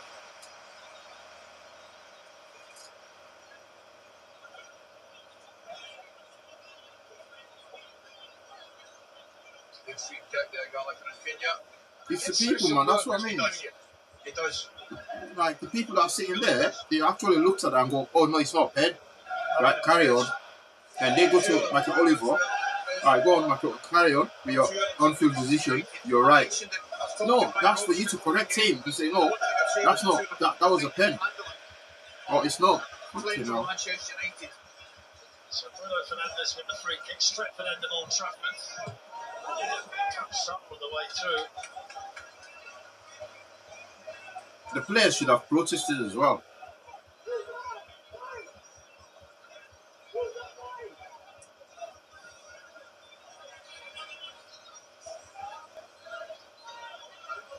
That was interesting. Michael Oliver made Bruno Fernandes go further forward to take the throw in. You often see people get pushed back but never told to go further forward. Seen that. Trying to steal yards defensively. He was serving the 1-0 lead. man bringing us away. It's straight to Saab, he gets the foot in, there's Van der Ven. The Tottenham Hotspur. See there, the difference, the challenge. Van der Ven makes the challenge, but doesn't follow through. That's the difference. It's a challenge he has to make, he doesn't follow through.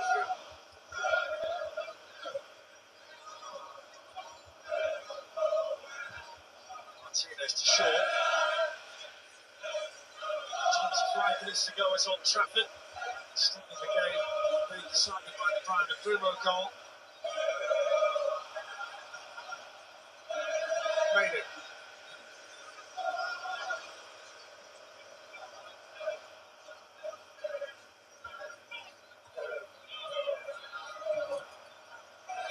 Shaw right here to Mateus Cunha. And it's Pat Summer and Bruno was running in. We need another goal. We need another goal.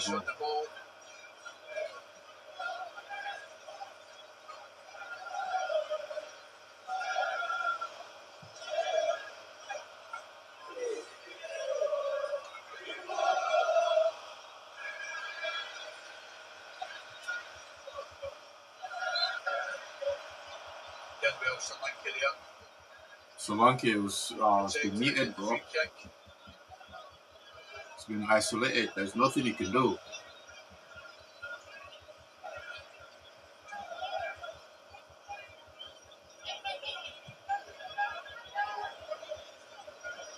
Ricky Van der Ven. Now Sousa.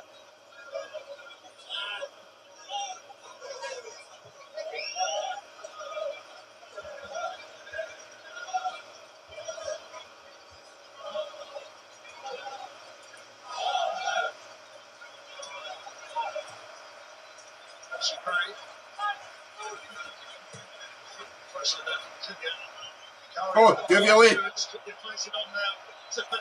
and now Ahmad. Manchester United are in here. It's square to Cunha. Offside. The offside flags up. You know something? This is all about Cunha. All about. Watch this pass here coming to him. This here. Now this is offside, I think, is it?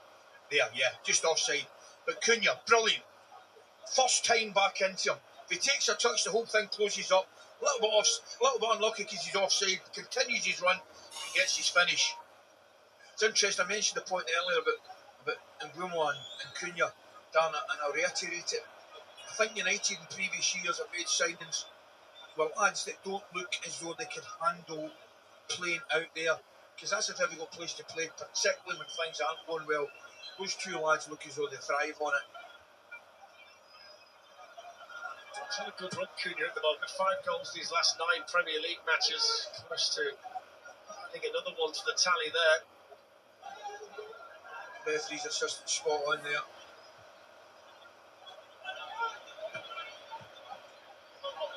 He made it to Luke Shaw. So clever, Kubi. He's so clever. Then it's Spain, free kick here to Manchester United. Oh, got the ball out. The body's out. It's frantic conversation down there with Johnny Heitinger, Justin Cochran, his backroom team. It's too heavy from Ahmad towards Casemiro.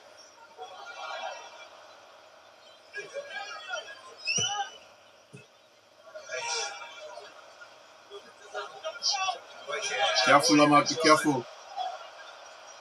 Be careful, Ahmad. Down that side by Sousa. Martinez across there. Manchester United, here's Casemiro, went for the nutmeg on Pelini, isn't it? Saw that. It's a yellow for Pelini's challenge on Maynard. Thought about it, there you go, he's definitely trying for the nutmeg. Is he high? No, I don't think he's high. I think that's up, okay. Does he follow through maybe ever so slightly, but he goes for the ball, in fact wins the ball. It's a player who certainly enjoys a tackle though, isn't he, Sharp Pelini? Yeah. So 20 minutes to go. Still in it? Yeah. You know, that's the thing from Michael Carrick and Thomas Frank's point of view. Michael Carrick, clearly, you would think a second goal kills it off. Thomas Frank's point of view, just stay in the game as long as you possibly can. Brilliant. And that gets away from Sousa. Now they're running into the Tottenham box. The Brazilians got back well.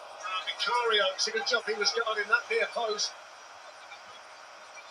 He looks quick enough for substitute Sousa, doesn't he? Lovely bit of skill there to take it by him, but he does well to get back, get any sort of challenge. Manchester United bidding to beat Spurs for the first time since 2022. October of that year. Good job he got the legs up there, Vicario. Thomas Frank was shown a yellow card after the yellow for Joao Palhinha, so the manager booked as well. Bruno's corner aimed towards Bruno Fernandes, taken away from him by Conor Gallagher.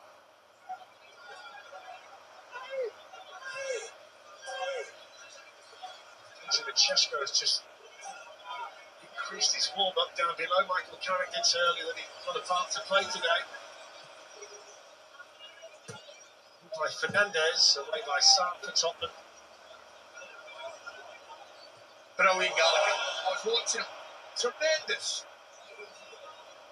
Charlie Simmons. Excellent cue. Conor Gallagher up there with him. Sarr. I was watching Gallagher there. He couldn't take his eyes off Martinez and he just closed them and closed them and closed them. Just hoping he would take a heavy touch, and he did.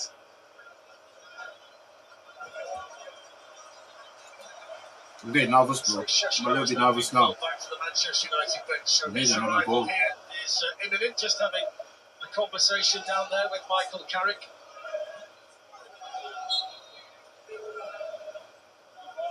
We need another goal. It's been a quiet game, this one. Dragosin to take this long throw for Spurs. They've got Van der Ven at the near post. Chipre as well. And Van der Ven reaching for it. Solanke likewise. And away by Martinez. They're still in this at 1-0 Tottenham. Absolutely. They've gone anywhere there. Wires with his arms in Van der Ven. It could have happened there. Stood by Simons towards Palhinha. Shorted enough by jumping with him. He's got the tension down the hill.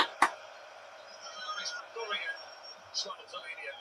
That great Palhinha. Good shot. Just got the nudge. That could have been dangerous. It was treacherous here because he jumps up quite a way. Doesn't go pitch level down to the track. You're spot on, but Palhinha did it exceptionally well. Come on, boys. Give us a second goal. Bruno Fernandes looking to turn it through. Van der Ven in the way. Rain's coming down again at Old Trafford. There's Casemiro.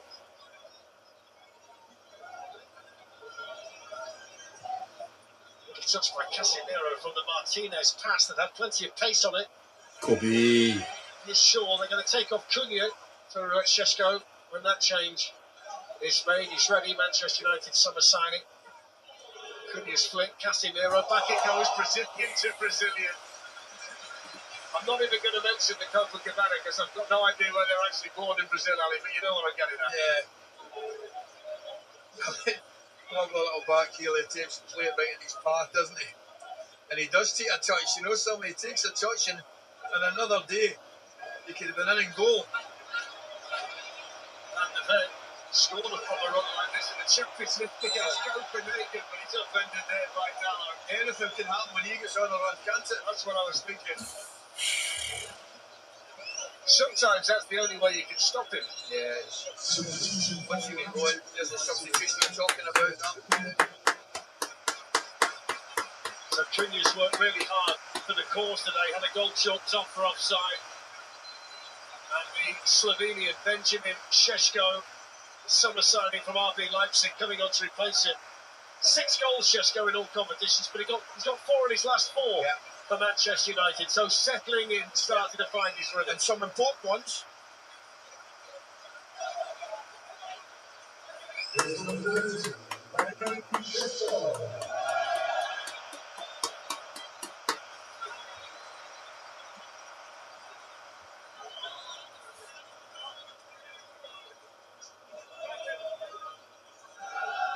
Moving towards the final 15 minutes, the first change today made by Michael Carrick for Manchester United. Xavi Simons here, about to take this Tottenham Hotspur free kick in towards Mickey Van der Ven and headed away well by Martinez. What a ball that is. Ahmad He's off and running. There's Sousa's speed, and the Tottenham fans will like that. Mentioned to you, he looked quick enough, and he was certainly quick enough there. Worth a mention, the pass from Fernandes. Brilliant vision, brilliant vision. Reaching right to Xavi Simons. Son's got Sousa supporting him outside. He's got instead here to Simons and ready for Salah, and then on it goes again with Maguire. He's running across there, and Simons got a little nutmeg there on Harry Maguire. Upon the deck. That's some serious skill there from Simons. He did him dirty there. And that's a Bruno Fernandes. Šeško in the middle. That's well defended by Dragusin. It's a lovely moment there for Šeško blocks Archie Gray, because he knows the first time ball coming across, he gives him a nudge. Come on, we need a goal. Attack. Spurs have got Tell, Matisse Tell, and Yves Bissouma ready here at Old Trafford. Attack. We're going to have Attack. a little Attack. go, aren't they?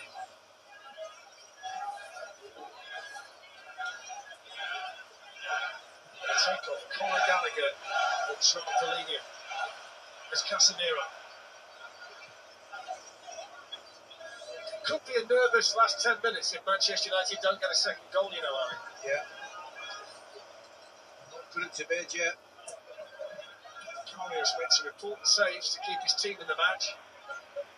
Menu finds a gap here to Brian and Bumo, who's running in behind Conor Gallagher. That's well targeted up in there by Pap Salah. They're built across into that area, perhaps, haven't they? Substitution just ready to come on now. Colin White coming on as well.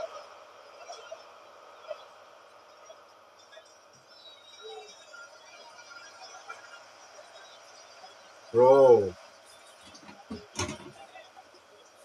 There's the obvious target, and then there's additional fight in there now that Šeško's come on. Bruno Fernandes out to take the corner. It's a 4-1 headed away by Sousa on the near post for Spurs. Back in by Dallo. It's a nice press by the Portuguese.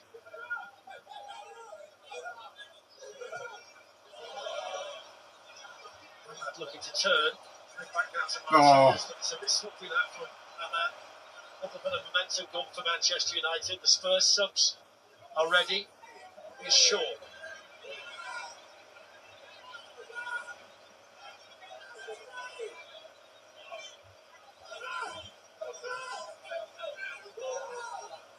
Continuing to Bruno Fernandes. He can hit it from there.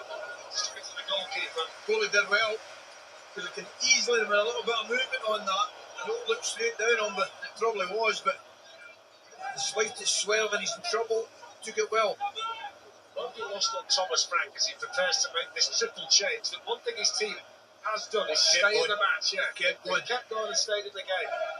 You mentioned the lads, because they're going to get substitutions as well, but more than give them a He's got 3 good substitutions coming on, and that is making me nervous. That's making me really nervous. 3 good substitutions. 3.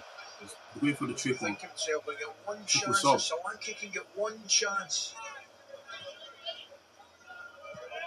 I think Carrick needs to make another substitution in the midfield there. Carrier towards Sousa. Luke Shaw wins the header. Tracy there. For Tottenham.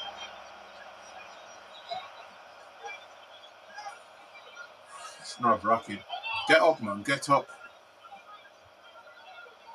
14, he just wants to take a little look at this. He's just turning round. No. Luke Shaw's hand or arm might come up. Yeah, brings it across. It's nothing. No malice in it. It's nothing. Just trying to block the run. It's a triple sub, man. Triple sub. And these are really good players coming on. Bissouma for Palinia. And Tell for Gallagher. Solanke's coming up. And Randall Kolo Mawani's found Mawani's got pace. for Tottenham Hotspur coming on to replace Got to Dominic find a way Solanke. through. Nullify him.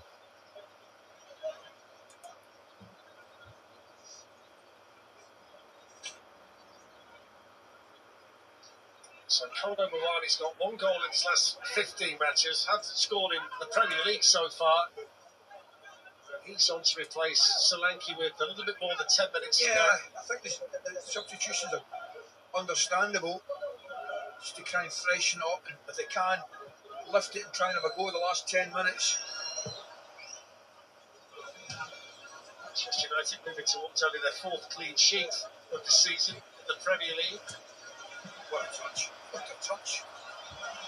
There's Bumo on the move, over there with Mickey van der Ven.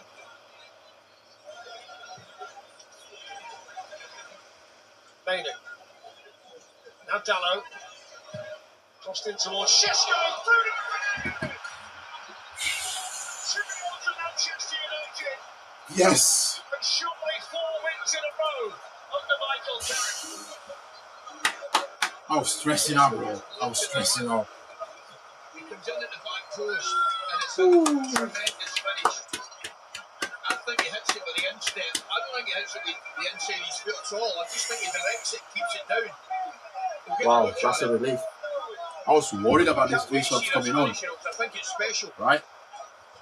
I think initially the ball might have been in the Come direction of on. Sesko, he gets blocked. I also think he's onside. I mean, that's what they've been checking as well. I think He's onside. It's clearly onside. Come on. This is a finish I want to see. Is there a touch there? I think he's on. And he keeps it down. It's all about keeping that down. That's a brilliant finish, man. I'm telling you. He keeps it down with it. It actually might even be shin. And he just directs it back when it comes from, Dan. He's delighted. I think that's a top finish. I really do. Because that is a difficult ball to take because it's an awkward height. And all he's doing is keeping that down, knocking it back where it came from. By the way, it's a lively pitch as well. It would have skidded off the surface because it's been raining for the majority of the match. Excellent finish, it really is. So Manchester United 2, Tottenham Hotspur. That's only the 6th goal that Bruno Fernandes has scored this season. I want to say he's 200. Look at the way Dallo is playing, bro. I'll tell you, Amorim was the problem. Amorim was the problem. Like it or not, it was the problem. 4 games in a row. Here we go. Come on. Oh! Shesko, he gets back on the ball. They've got a case for a third now, United. Bro, Shani. Smell block. It's amazing how quickly you could take it off. Different team, different environment, different atmosphere, different place, isn't it?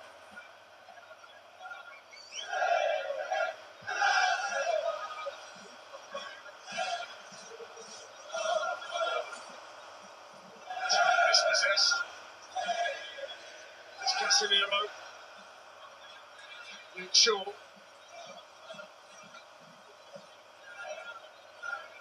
I must say, Christy, having seen the finish, we'll talk about that in a second. This Mainu playing it through. Bruno Fernandes. Why didn't he take it? Options available to him there.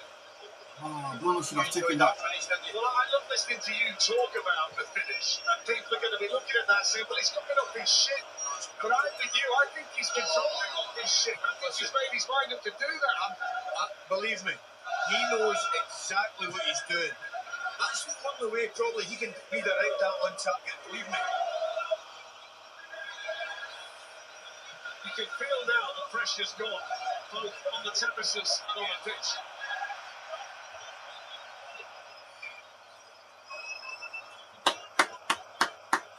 Take your time now, boys. Take your time. Well, they're going to move on to 44 points, Manchester United, 2 behind Villa in 3rd, and maybe more significantly for local rivalry, 3 behind Manchester City in 2nd. United haven't finished above City since they last won the title in Sir Alex's last season. Oh, 3-point behind you guys, Sean. If you don't win tomorrow, Sean, that's certainly a step along the road to we'll be right there chasing Arsenal, chasing them down. I think they were 2 or 3 today. You saved the best for last.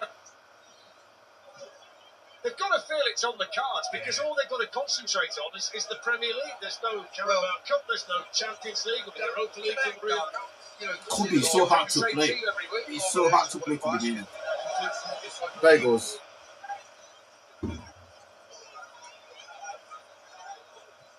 Mainu to Casemiro. He's got it to Luke Shaw. I think some of the one-touch passing from Manchester United has been outstanding. Mainu's cross, Hamad's layoff, and Dumo's finish. What a touch. That man's touch, just to knock it back to hit it first time. Lovely ball into the back post area. That touch there just takes the pace off it. Go and hit that, Brian, will you? Just gets underneath it a little bit. But how often do we use the word in football, that momentum? Yeah. You know, it's amazing. It's here at the moment. Yeah. It really is. Somebody once described it as Uncle Mo. Well, Uncle Mo is marching alongside the Manchester United team in the minute. Look at the week we've got for you coming up. Ali and I will be at the London Stadium with Manchester United on Tuesday night. They've got West Ham. Spurs have got Newcastle at home. Wednesday we're going to be in the North East for Sunderland against Liverpool. And there's a big one there. Look, Forest against Wolves on Wednesday. All finishes with Brighton and Arsenal. Thursday, all of the matches in the Premier League this week, exclusively live on TNT Sports across the various channels and Discovery Plus. Oh, triple As sub well. for So that. we've got the Triple Manchester sub. United changes. The first one is Mazraoui for sure. Look, Shaw's putting a shift today, man. He could have scored a goal as well. He's had a good game, Luke Shaw. Has. Yeah, certainly has. Manuel Ugarte for Casemiro. Casemiro. There's a big cheer from the Manchester United supporters. Kobe again. Kobe again in there. Staying in there. Staying in the game. Bromo coming off as well. Big shift, bro. They've got playing a shift.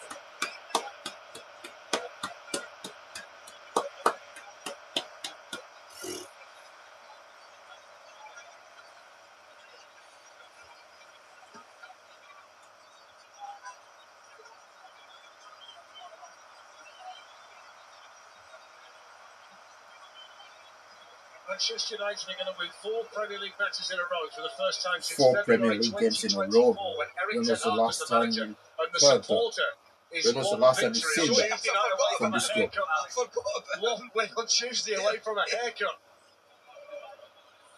One more That's game. important to him than the 3 Sean, points, I'm telling one you. more game. You might have a haircut. one of those Highland cattle You might get a shoes in haircut. Scotland. Well, it could be Tuesday. Could be having his bar in on Kobe Wednesday. again. Kobe finishing the Could be game Wednesday. again. Amorim has got blood. Last time I seen him, that He's got blood in his hands. About $2,000, I think. He might even find somebody to stay open for him on the Tuesday night. It could be a 10 o'clock shot back inside. We won't get finished Wednesday morning or Thursday morning, whether it is. Amorim has got blood. I'm telling you. Moving towards the final 2 minutes, Manchester United have made the changes. The man tried to ruin Kobe. He tried to ruin Kobe Mano. Confidence at the moment oozing through the Manchester United ranks. The change of shape suits them much better. The players are putting results together. They're stacking decent performances under Michael Carrick. They're certainly looking up at the moment at the teams directly above them. It's Mazraoui.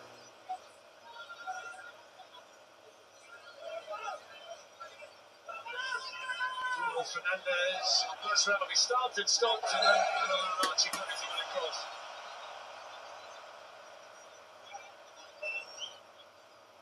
FA Cup 4th round coming up. It's on TNT Sports and Discovery Plus. Next weekend, 8 matches, including Hull, Chelsea, Villa, Newcastle, Liverpool, Brighton.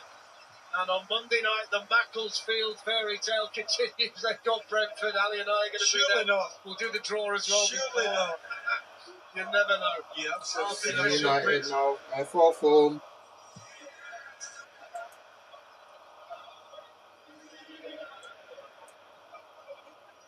Man United now. F4 form. Manchester United have it with Fernandez and Galcerxi. And Ugarte. I must say, I've got a lot of sympathy today for Thomas Frank based on the red card that his captain got in the first half. I mean, he got no chance. Come in here and you do something like that. There's not really much in the way of hope for you from that point. The way Manchester United have played the minute with this confidence they've gone down. It's a week where he's had to firefight based on what the fella said. Yeah. Then he gets himself a red card at the weekend. I mean, There's been nothing but hindrance this week. absolutely.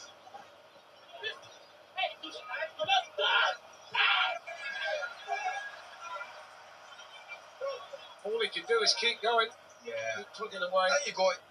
You must have. Michael Carrick, 4 games in a row. And you lot wanted us to keep Amorim. You lot really wanted us to keep Amorim another 3 years. Sachin Ratcliffe came out spotting that nonsense about giving him 3 years. No. Let your teammates down and manager down, the coach down. Premier League match in 2026. Masraoui spinning away from Gray. Masraoui getting pulled. I think on another day you might get a penalty for that. That's a good hit with an arm in his shoulder, didn't he?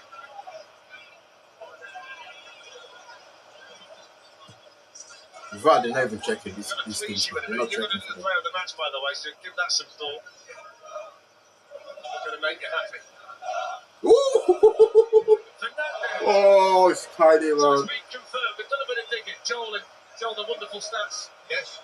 Man that we got with us today. It is confirmation. 200 goal involvements for Manchester United for Bruno Fernandes since making his debut for the club in February 2020. The only player in the Premier League with more during that period of time is Mo Salah with Liverpool.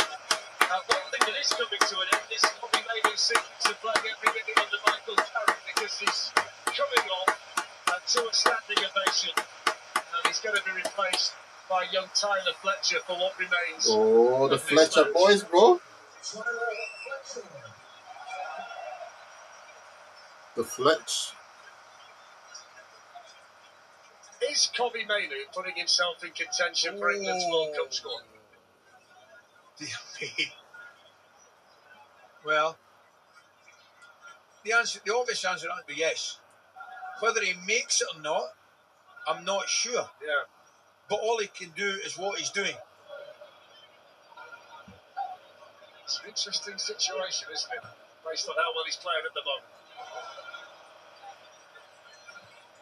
Fletcher anxious to get it through there to Gallo.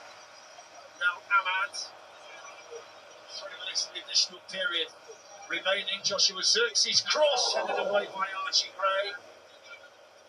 Gallo's first to it for Manchester United, but it's a battle for the Where did he go, man? Get your player of the I match missed it. imminently. Hoisting. All right. Yeah, bro, I was nervous when, they made 3 subs. They made triple subs to Masraoui. I was like, oh shit, the legs are tired now in the midfield. Manuel Ugarte. But as soon as they made the subs, about 30 seconds later, United scored.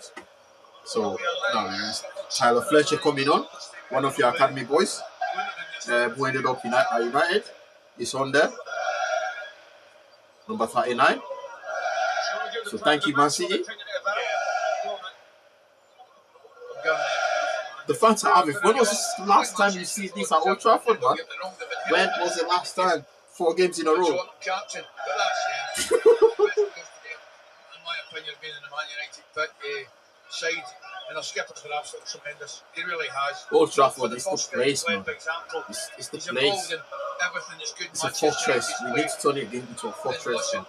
Not hunting ground for no one. It might not look spectacular, but I'll tell you what, it's a difficult finish. One that he mastered. Excellent goal. So Manchester United will head to the London Stadium on Tuesday on a winning streak.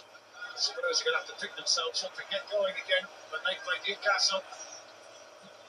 Still searching for their first win You said it, we needed to win it. this calendar year We needed to win it. in the Premier League.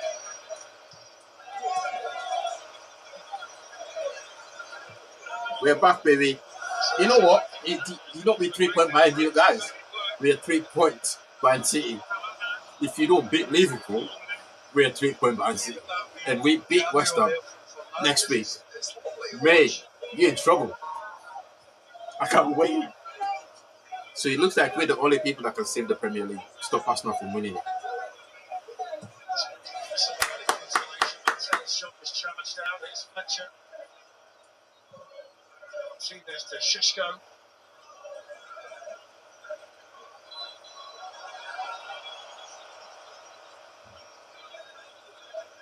We stayed fourth, 2 point behind Aston Villa, and 3 points behind you guys. Well, there's some big games midweek, isn't there? Forest Wolves, Palace Burnley, there's some massive games. Come on, son. Come on. Come on. Come on, Ahmad. Come on, Bruno. Bruno Fernandes, Manchester United looking for the Let's go. What? just keep Why did you take those it stairs. Daddy, will I just keep those stairs? Oh, that was the last. Daddy, will I just put those stairs? It's 2-0. 2-0, yeah. You went upstairs and you missed all the goals. 4 wins in a row. I didn't miss. Interim manager. 4 wins in a row for the first time for Manchester United since February 2024. Bruno Fernandes, their inspiration. The first goal was a wonderfully worked corner routine. The second best team in the Premier League for scoring goals from set pieces. Fernandes to Mainu. He teed up on Bumo and he side-footed the ball into the Tottenham net. Second goal, they had to wait a while. But Bruno Fernandes took it quite brilliantly off his shin. Beyond Vicario. Great saves during the course of the match. The big turning point for City at 0-0. Red card, 6 times he's been sent off. He caused all kinds of commotion earlier in the week for what he said about his football club. Mate, with 3 points by you guys. That's Old Trafford. From that point, it really didn't feel like there was any way that Tottenham were going to be here. We're the only team I might be able to save, rescue the Prem brother. Daddy, who scored the second goal? Bruno. Bruno scored the second goal. How? Burma scored the first goal. Kobe assisted the first goal. So we're good. Yeah, we're good. All good. Yeah. Where? You want me to sit there? Take my seat. Thank you, brother. Now we've got big games coming up. Later on. What all the big games? 3 o'clock kickoffs. I don't know. I might take a break. I'm hungry. I need to get food. And I'm hungry. I need food. Careful. You stay on the area. You stay on there.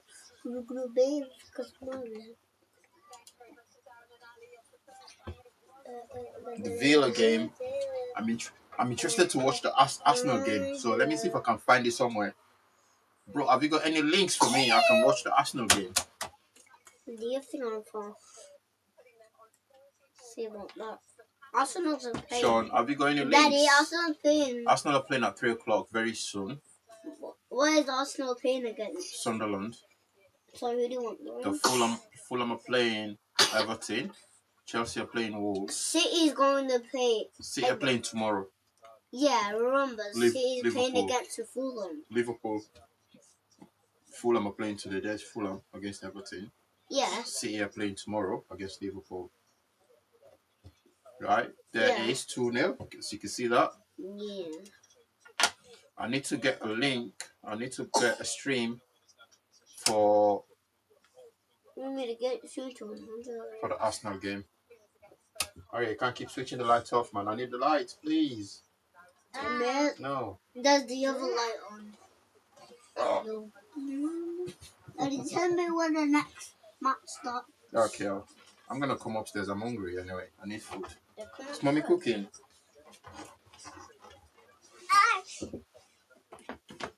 She's eating her dinner. Oh, okay. Yeah? She's hungry. Good stream, man. Good stream. You know, relatively nice one, brother. Thank you. Relatively, I'm just gonna let you stream run for the next 3 hours or so. Let it run for the rest of the games.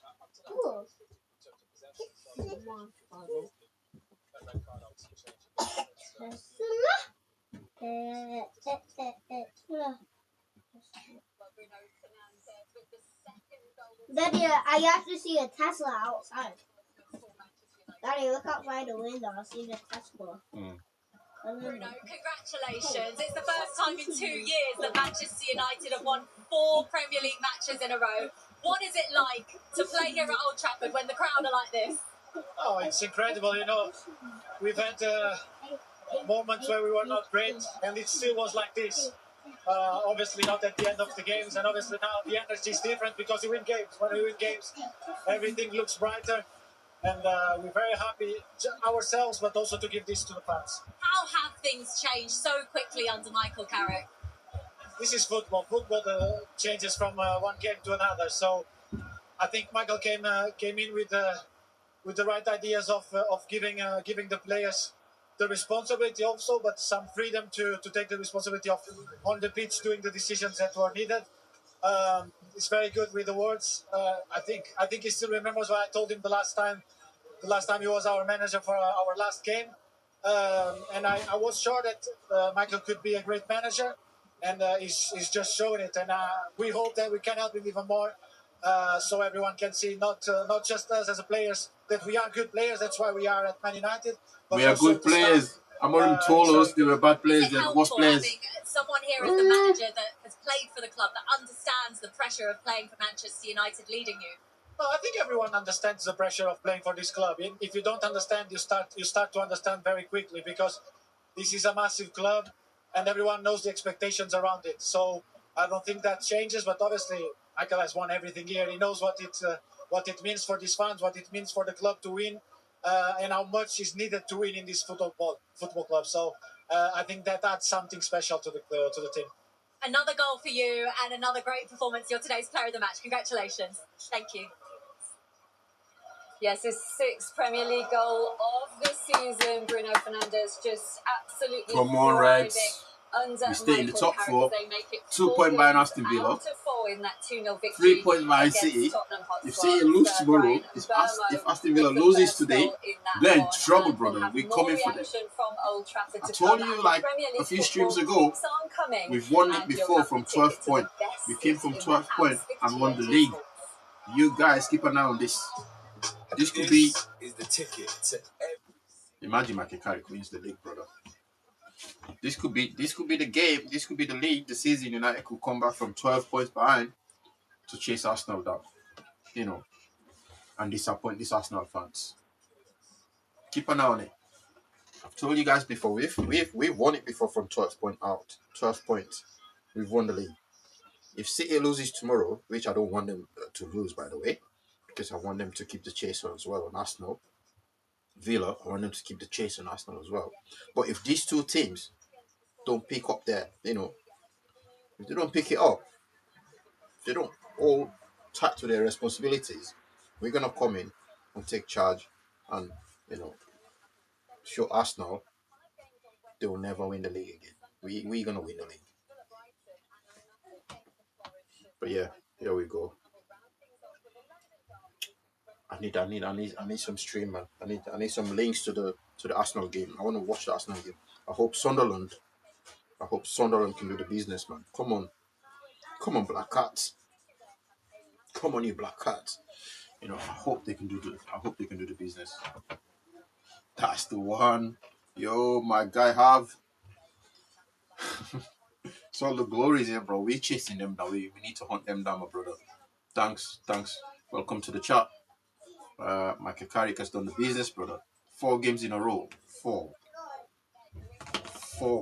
I can't remember the last time I've seen 4 games in a row. My guy might be able to have a haircut. He might be able to get a haircut. My guy might be able to get a haircut. Finally get a haircut.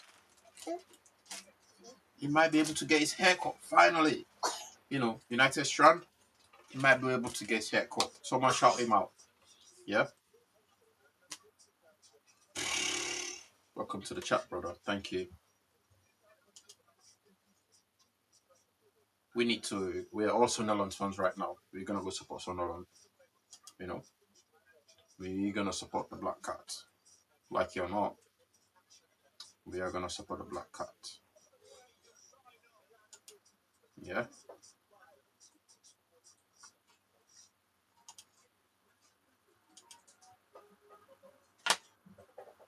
Good poll, by the way. Good poll. 86% United to win it. Nobody had faith on Tottenham to win it. And 14% for a draw. That's the best they could have done.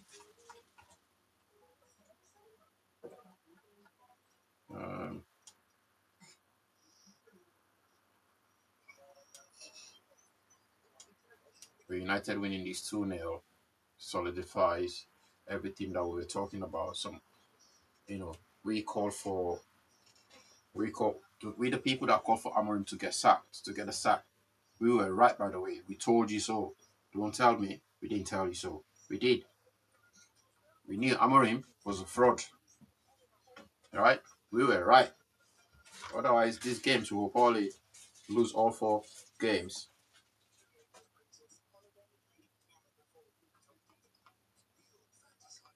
Bruno won man of the match, but for me it was Kobe. Kobe was man of the match for me. Kobe was man of the match for me. I can't lie. It should have gone a long time ago, brother. You're right. You know, you had people fooling us, telling us, give him time, give him time. Sir Jim Ratcliffe, 3 years. We're gonna give him 3 years. He's got 3 years contract. Yeah, they need to. They'll be nervous now. They'll be looking over they'll be looking over their shoulders and thinking United can do this. They've done it before. You know, you're right. They need to be careful the next few games. If Sunderland can do the business today, Arsenal could be in trouble. Then City wins tomorrow, Arsenal could be in trouble. Because City can still stop them.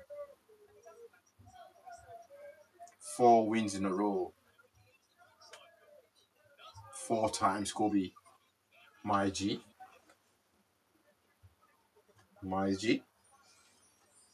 4 games for Kobe. Play over 90 plus minutes each game.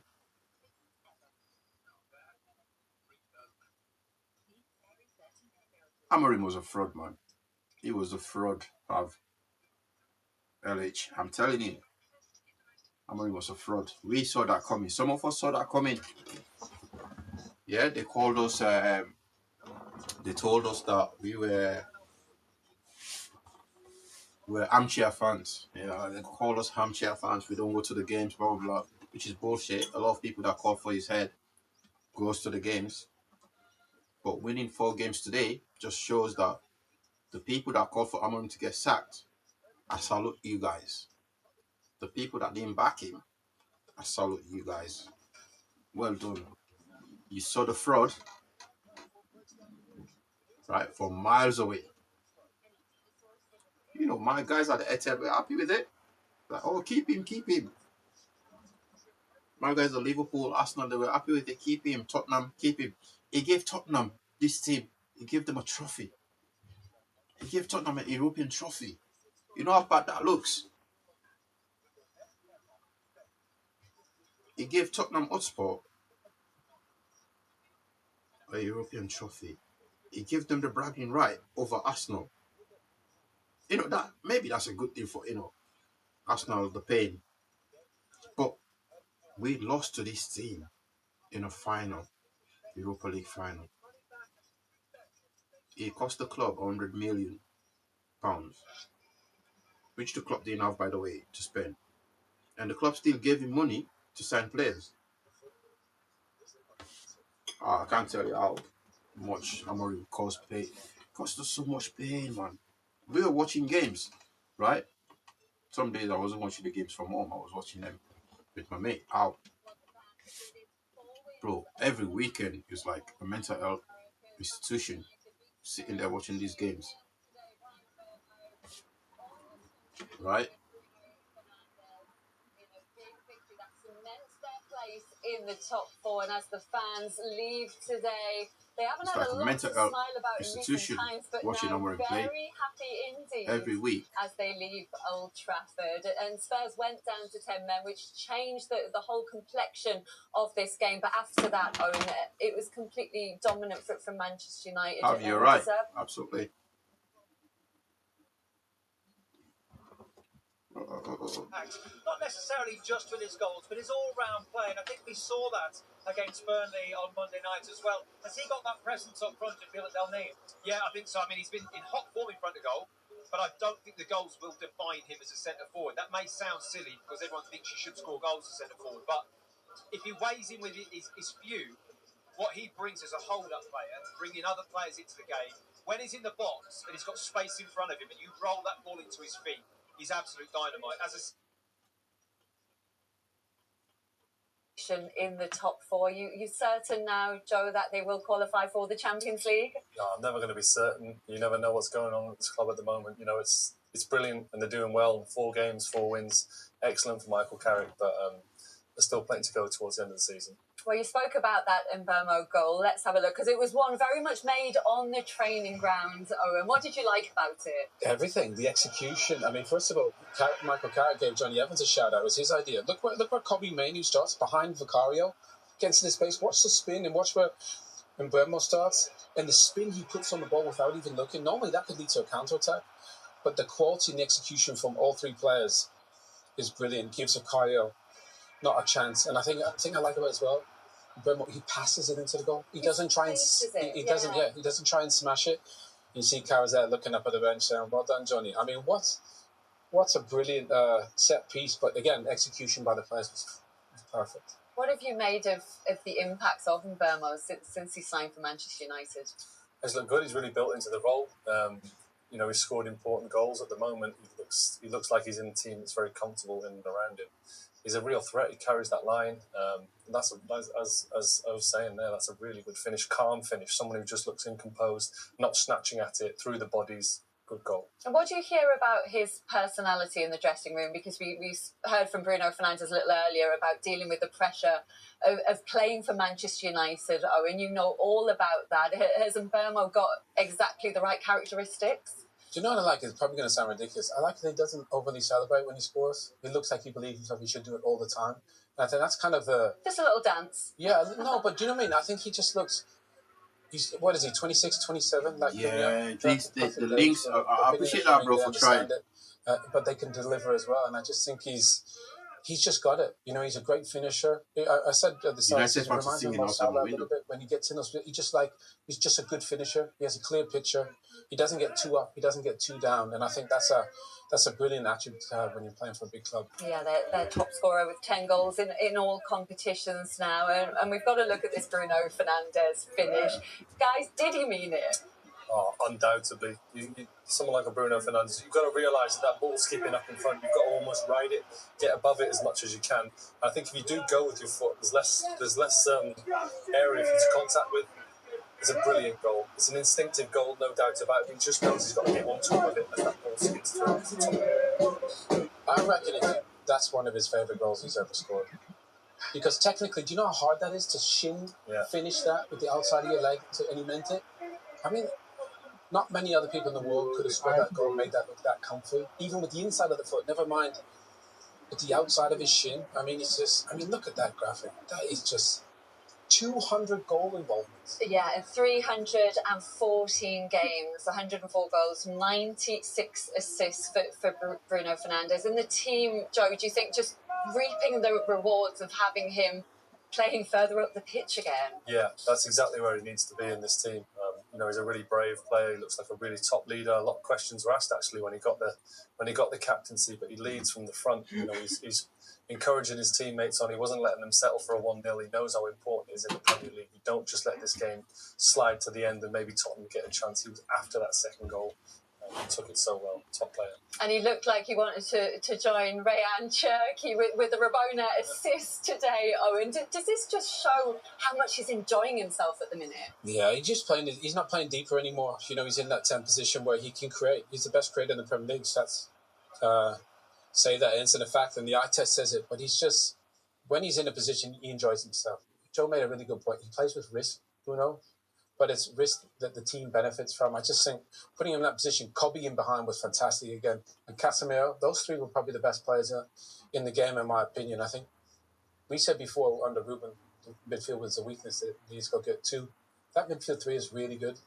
Really, really good. And he tried to tell us that midfield three couldn't play together. I just think they look so much stronger He tried telling us that midfield three couldn't play so well in there, because it was another really good day for Casemiro and Kobe Mainoo as well. We've already touched on Bruno Fernandes there, but all of them played really well against Do you know what I said before the game? Casemiro, people like as a defensive midfielder, you're there to help the team balance. Look at Kobe there, the little shift, the little 1-2s. They're all clever players. They're all technically good players, and I'm sure they'll relish playing with each other. I think the experience of Casemiro and Bruno, you think about Casemiro in the box, can't get over how good he is in there, but they're just all ball players, Lindsay. Good ball players, and they get confidence now from Michael Carrick. But I just think they complement each other well, John. Yeah, they look hungry as well. They look really hungry as a midfield three. Like you say, believing in each other, backing each other up.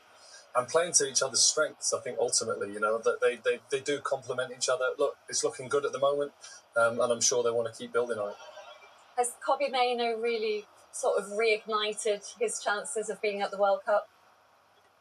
Do you know, but I've never watched Kobbie play and he's not played like that. I've never seen him have a bad game. Can't believe how talented the kid is. I mean, this club is all about producing academy players, and he's a fantastic one. You think back to the days of, you know, George Best, you know, coming through and kind of playing with flair and with wrist. Kobbie's that type of player. I mean, Joe, he takes the ball at any point and you can pass him the ball anywhere on the pitch and he looks like he's playing in the park with his mates. It's actually a credit to him. He's so comfortable on the ball. He's so humble. I can't think of another player that would have not played for a year and come in and played as consistent as he has. Credit to him. I think he's going to be a really special player. Can you see him being at the World Cup, starting at the World Cup, Joe? I don't know. To be honest, he's got to concentrate. He's cemented his position back at Manchester United, which is so important.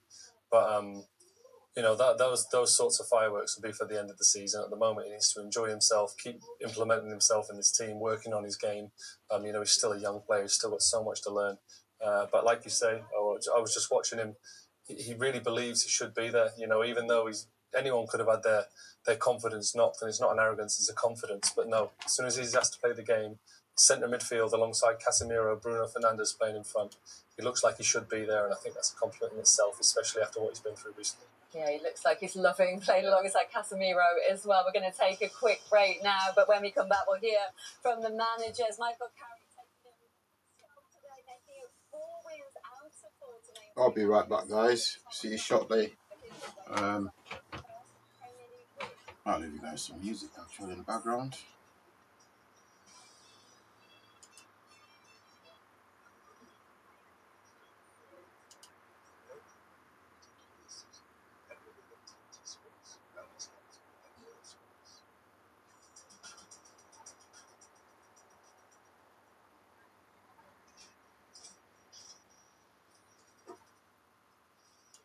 Weeks ago, and now look at them, 2 points behind Villa, 3 points behind Manchester City. Even Arsenal, after the performance we put in against them, 2 performances if you count the start of the season, will be just having a little bit of a glance saying who's going to stop them at the moment.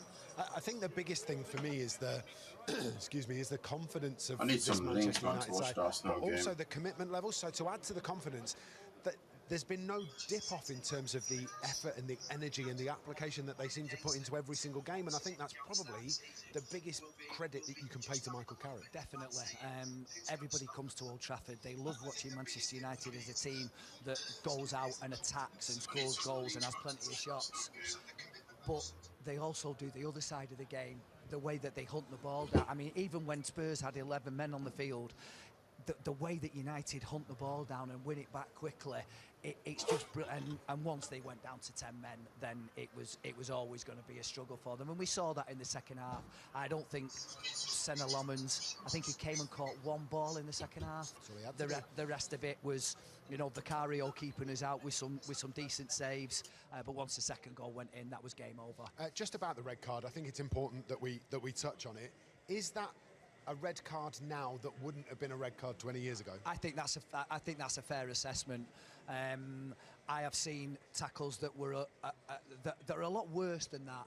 I just think the fact that maybe it was above the ankle. It was. And the other thing as well is, and you can't look past it, is the reputation of the player who committed the foul, which I'm not saying he's right, but it does go through referees' minds when they see who's committed it. Yeah, I think what I would say is that the letter of the law, there is excessive force and it's well above the ankle and it's full face of the boot. It's not the toe or the instep. He's gone full studs and unfortunately I don't think Michael Oliver's got a choice.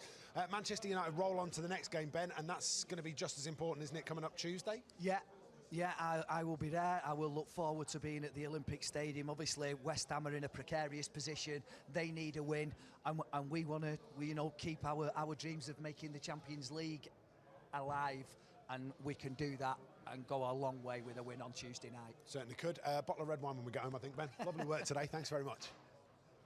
2 very happy boys there. United fans happy everywhere, wherever you're watching, and thanks again to the viewers on YouTube for joining us. And that goodwill, that good feeling will be carried over to West Ham now. How much does momentum help as a footballer? Oh, it's crucial. Like I mentioned, in terms of, like, you were down at the training ground a few days ago, you'll notice the atmosphere, you'll notice obviously the enthusiasm and the drive of the players to stay in the team, then to get into the team, the squad of players, the competition that you create. But it's a feel-good factor, and that's what you just want to continue. It's good for the staff as well. Obviously, I think in terms of Johnny involved with the set pieces, he'll be buzzing with that goal today. It was huge. It's a big part, because to get that first goal in any game is very important. So delighted for him as well. And what do the next few days look like now, given that we've got a game rapidly upcoming? Just be recovering. I think even Monday, it'll just be a very light day. They'll probably in a few of them sleeping pods, will they, Simo? Carrington. I can sleep, honestly, yeah. So jealous, by the way.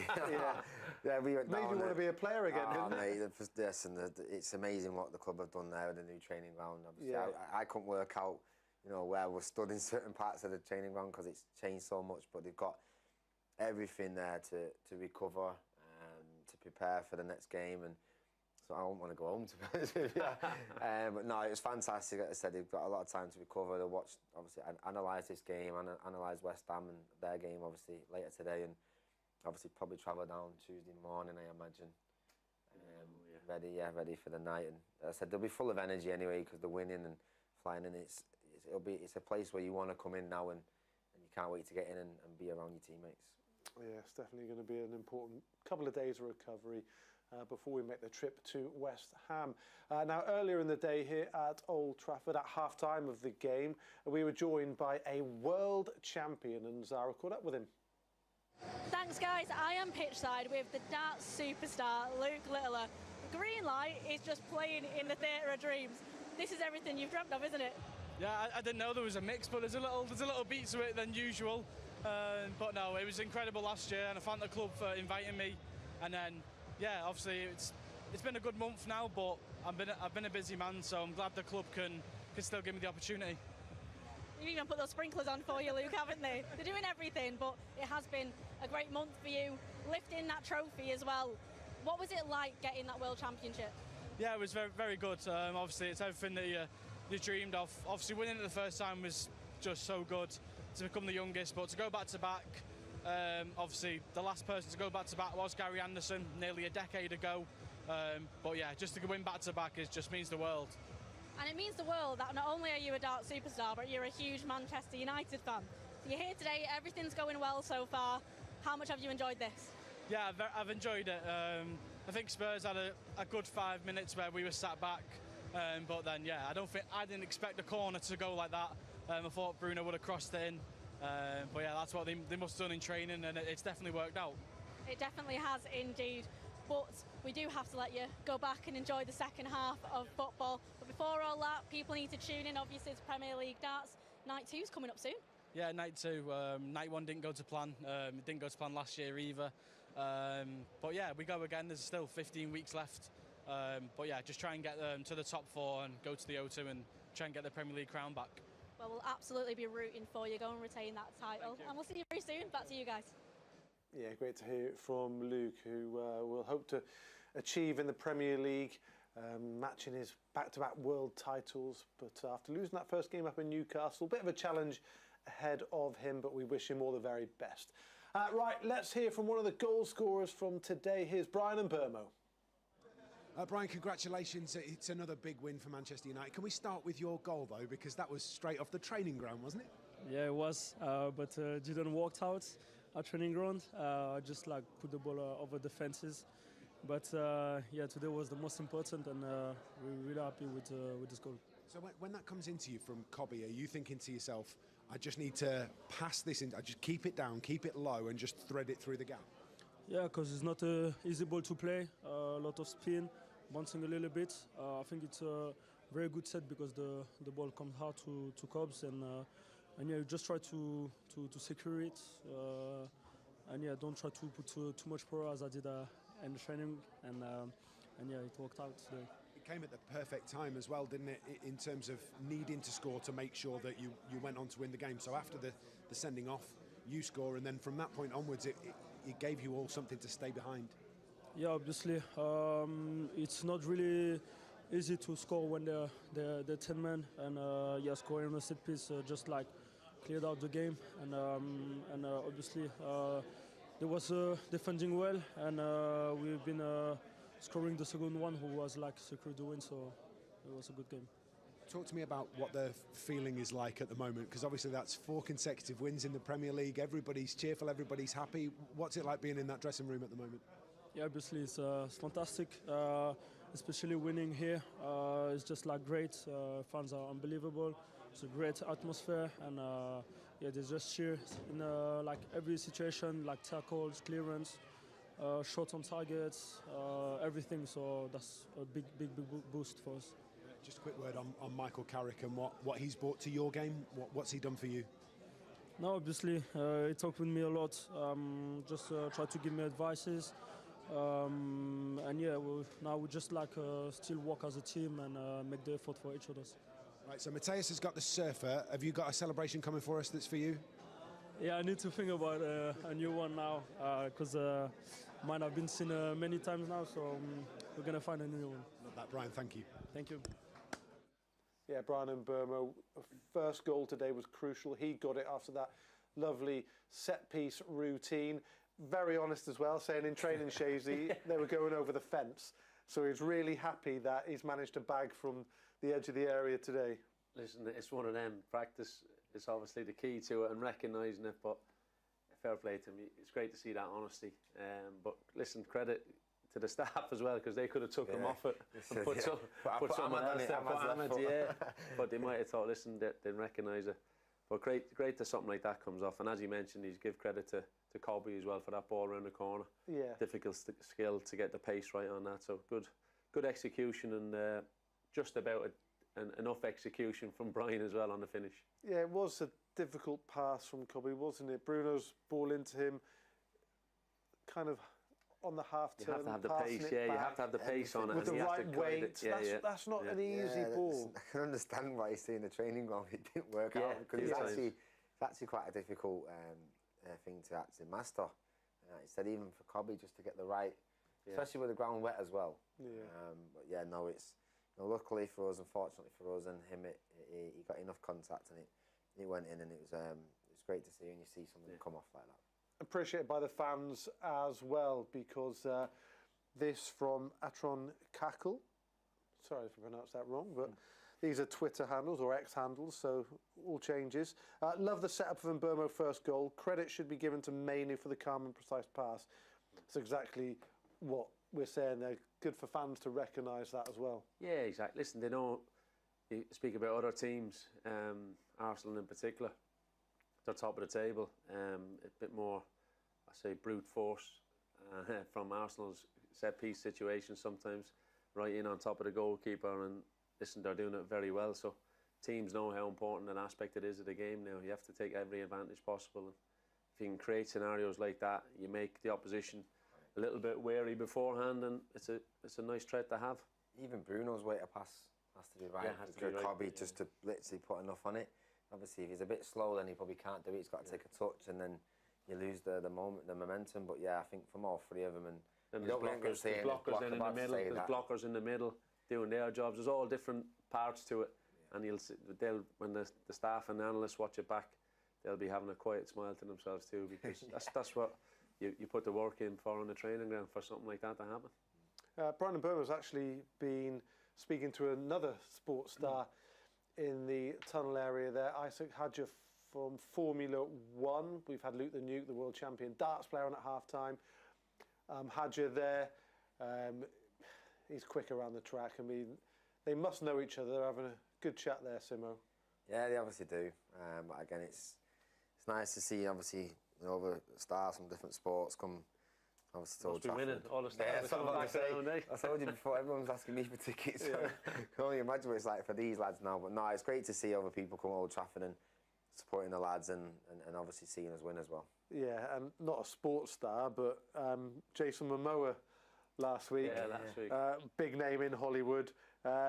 So we have such a great club, such a great history. That's not unusual to have some big names from the the sports world and Hollywood come visit. No, exactly. Listen, my son was here with me last week, and he was just to see someone. He's absolutely buzzing as well. So, but as you said, it's no surprise, and that'll always be the case with Manchester United, whether past successes or successes that are going to come in the future. Lots of superstars and A-list celebrities want to be here, especially at Old Trafford. Sure do. On Burmo, is it good to see him play as the lead striker as opposed to off the wing? I think so, yeah. I mean, he can play both, obviously, but he can. What makes him really effective up front? Do you know what? I think he's just direct. We've seen it, obviously, for Brentford over the years, but I also like when he's off the ball, the way he presses from the front. I think we see the goal from Arsenal that he scored, and it was him that the way he pressed. So I just think, yeah, I like to see him. He's direct, and if I'm a centre-back, he's obviously a threat. But obviously they can all rotate and play different positions, but I think at the moment it's just the balance of the team just looks right with him up there and with the three lads behind him. And yeah, long may it continue, because obviously he's our top goal scorer this season, and obviously he's got an eye for goal right now. Certainly has, which means Benjamin Sesko still has to bide his time a little bit. Again, he got an appearance off the bench, nearly scored with the last touch of the game, but such a great asset to have coming from the I think he's pushing. I think over the next few weeks, I think he's going to gradually force his way in. The more you can see that intensity he's bringing when he's coming on, and I think he's going to, over the next couple of weeks, I think he's going to give Michael a difficult decision. It'll be a nice one in one sense, because you're hoping that the team, the players not in the team are showing that fight to get in, and he's doing the right way. He's going the right way about it. Probably he'll feel he should have scored late on. Yeah, this could be the time, maybe. We don't know, because obviously Michael's been playing another week to prepare. This may be the time. West Ham in a few days. Does he think? Little change. Put him in, he's fresh. Maybe take someone out. Yeah. Cunha came off earlier, so that would suggest he's going to start. And Burmo and Ahmad played, kind of went to the end. So be interesting to see if he makes a decision against West Ham. Hard decision to make, isn't it? Do you change a winning team, or do you freshen it up? It's not easy for Michael, but I'm sure he'll get it right. Back to our viewers on YouTube, and a question for you actually, Shazy. It's great to get the interaction from you guys watching at home. Can you tell us about your best Man United moment? So it's a fairly open-ended question for you there, Shazy. Do you have a favourite moment? Favourite moment from the many? Oh, listen, we'll go to goal at Anfield, the winning goal. Just because as well we went on to win the league as well, so stuff like that when it means it's very special at the time, but when it's important in a title race too. So we'll probably go for that one. Yeah, short and sweet. Thanks to Shoa Abdu for that question. To be fair, you did have a lot to choose from as well. We mentioned tongue in cheek about playing in goal against Spurs briefly, keeping a clean sheet. How did that come about? Poor Edwin obviously broke his nose. I think it was actually Robbie Keane who did it to him. So then I got the chance then to put the gloves on. Probably why they weren't a sub-keeper or what? All the subs were made. Oh, is that what it is? That's what it was. Yeah, all the subs were made. So Rio thought he was going to get the nod, but I managed to win that battle. And so, listen, it was a weird scenario. And then a few minutes later, Rio gives a short back pass. Robbie Keane is bearing down on goal. I'm thinking the clean sheet bonus is gone, but I managed to double bluff Robbie and jumped out and surprised him. So, no, listen, special memories, but thankfully I didn't have to do it too many times. No, exactly. But yeah, that's definitely one of my fondest memories of watching you play, just because of how unusual the bench's reaction to a few of the saves too were interesting at the time as well. You often hear of goalkeepers saying that they can play outfield and trying to get out and involved with the boys outfield, but it rarely happens the other way round. Something you never have done, I guess, playing goal, Simo. I definitely did. Don't put me in there, mate. It helps when you're 6'3". The Gaelic football helped out a bit as well. Yeah, definitely. A couple of big games upcoming then. Let's chat about them. So West Ham, what's it like playing at that stadium now? What are the challenges that it brings? I think it's different to maybe Upton Park. Upton Park was, the fans are right on top here, so it's very different. But I think at the moment they're in a good place. I think Somerville, I think lately him and Bowen and the two wingers have been really good threats. They've obviously brought new players in, a bit of fresh blood, and they've been galvanised. I think it was when they beat Tottenham. So no, I think it's going to be, and it's a night game as well. Night games away from home in the Premier League. Doesn't matter who you play, are tough. So yeah, it's going to be a tough game. Obviously, we don't know how they're going to perform today and how they're going to, if they win or they lose, how they're going to feel going into Tuesday night. So we're going to have to wait on that. But yeah, either way, it will be tough. But we're looking for that 5th win, and that lad can get his hair cut. So, so hopefully, yeah, we just worry about us really for now. I'm still waiting for some reaction from the dressing room, but we showed you earlier Brian and Burma meeting Hadjar, the Formula 1 driver. Zara actually got an opportunity to catch up with him. We're in the tunnel. Joining me, I have got Formula 1 driver Isaac Hadjar. What has it been like today? Because you've just met Brian Mbumo. Looks like he's a big fan. He loves Formula 1, I love football, so yeah, it was good to meet him. French speaking as well, so it helps. And yeah, it was my first time here in this iconic race, so it was a good game too. So yeah, I really enjoyed it. You could be our good luck charm, because we've now got 4 consecutive Premier League wins here. First time in 2 years, a huge game. What was your day at Manchester United like? Yeah, it was great. I came with friends, my girlfriend, and yeah, 2-0 I think is it's pretty decent for a first time. So I'll try and come more often. Hopefully you can, but you are going to get very busy. Red Bull Racing, another season is approaching. You excited? Very excited, but also very focused on the task. Excitement is not going to be enough, so yeah, it's going to be tough, but I just can't wait.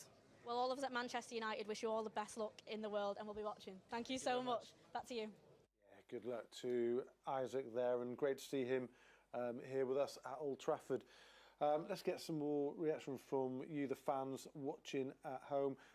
Garth says, happy for the wins, but it fills my heart to see how happy the bench is when a goal is scored, especially my boy Xerxes. We were speaking about that before the game. The whole team do celebrate together, which is just a great example of the bond and the spirit right now. Yeah, listen, that's the key bit to getting that, keeping that confidence and momentum like we've spoken about.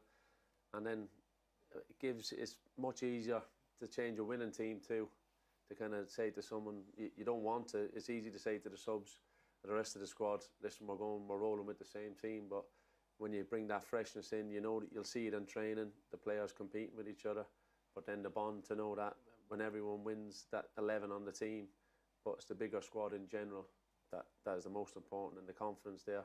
Listen, you're all in it together, the team is always the most important, and that's why any team that has success is because of the squad, not just because of the team that starts. It's a good barometer to see where everybody's at, actually, how they all celebrate together, how everyone's in it together. Yeah, and listen, it's no better feeling when you are winning and you know everyone is with you. Because listen, when you are losing and there's lads on your heels and your toes and there's some people upset, and it can filter through the team, whereas now everyone's just buzzing, full of energy, full of life, and like Stacey says, if Michael does make a change, it's fine, he'll come out, someone else is fresh, you're all on the same page, and like you said, it's a squad game. We're going to need everyone towards the end of the season to get into that Champions League, so it's great to see. I said we've seen it the other day at the training ground, and it's just carried on here today. Happy birthday to Nagasaki, by the way, who says, today is my birthday, thank you Man United to make my birthday better. So anybody who celebrates a birthday today, wish you a happy birthday from Manchester United. Fans happy all around the world, Chazy? Oh, listen, I think they're enjoying the moment because they're realising the confidence they're seeing players performing at a really high level. Manchester United with a proper attacking threat, kind of what they're used to seeing. And listen, great to get a clean sheet today as well. And the final word goes to Rose Kim. Let's make it 5 wins in a row at West Ham. And we all know what 5 wins in a row means. 15 points for United. Yeah. Don't care about anything else that's going on social media. But that would be brilliant if we can make it 5 wins from 5. Yeah, and I think it's more important because there's a long break to the next game. So it's a bit like, before an international game or an international break.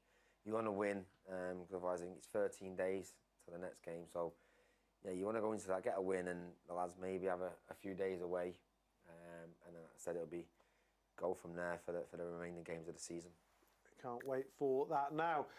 OK, we've just about run out of time to bring you some more reaction from the dressing room. You will be able to hear from Michael Carrick, his interview with MUTV and post-match press conference on the Manchester United app and on YouTube. But for all of us now, from a very happy Old Trafford, from Shazy, Simon and myself, Enjoy the rest of your weekend, and we'll see you for the trip to West Ham. Bye-bye.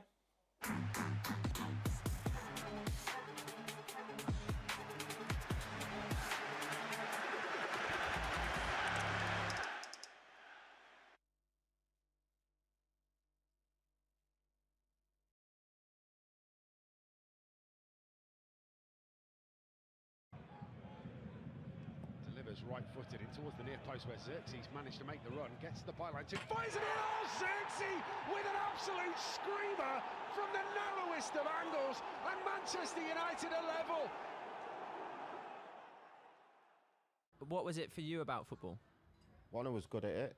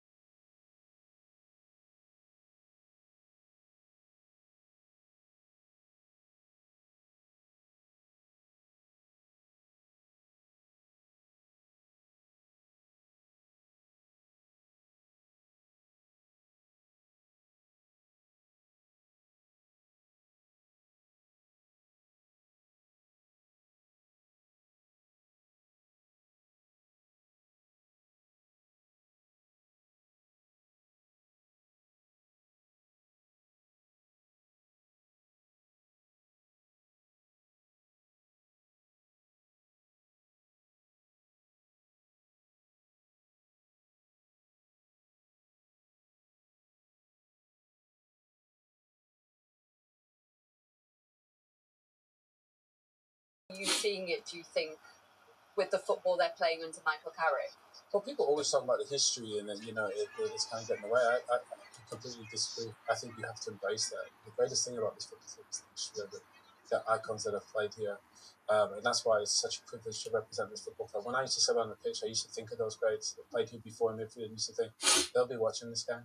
And you have to try and emulate that level. And some people are up to it and some people aren't. That's not a criticism, but it's a fact. And when you get out in the pitch, you see it. And Michael knows what it's to be one of those players. He's not going to shout and yell at somebody or put somebody down or criticize them. He's going to say, come on, trust in yourself, believe. Put people in a position. You look at Kobe. How did Kobe not play for a year? And he's got Casemiro and Bruno in and around him. That midfield three. We're talking about multiple Champions League winners with one of the best young players in the Premier League in Kobe and probably the best creator in Bruno Fernandes. And a month ago, we said that was their biggest weakness, the midfield. It's a strength. And I just think everybody's in a position where they're flourishing. And credit to Michael Carrick. You think back a month ago, everybody was playing a different position except the keeper. Now everybody's in a position where they can flourish. And that's credit to the manager. And the players are showing why they're good players, why they're here and they're showcasing it. A good day to you today, Owen. Guys, thank you very much for your company today, Joe. Owen, always a pleasure to have you alongside me. That's it from us at Old Trafford, but the live sport will keep on coming as well, because now we're going to head to the Live Golf. It's the final round of the opening tournament from Riyadh, and Craig Doyle is standing by. Right. I don't know who's watching where is everyone watching the Arsenal games from? Which app, which website, which link, which channel is it on? Because I can't find it. I really want to watch the Arsenal game.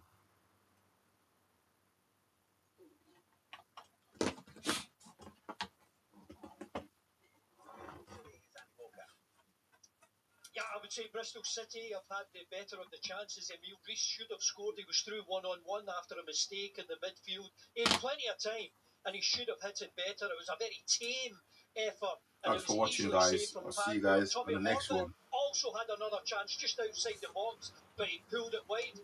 I think just reeling from that 5-0 loss at home to Derby County, Bristol City are playing well here, but still goalless. First goal of the afternoon in the National League. 3 games postponed. The games between Brackley Town and Solihull Moors went. Gateshead against Braintree went yesterday. Woking against Bournemouth also went yesterday. But York City, unbeaten in the last 14, already leading Forest Green Rovers by a goal to nil. It's Alex Hunt from the penalty spot.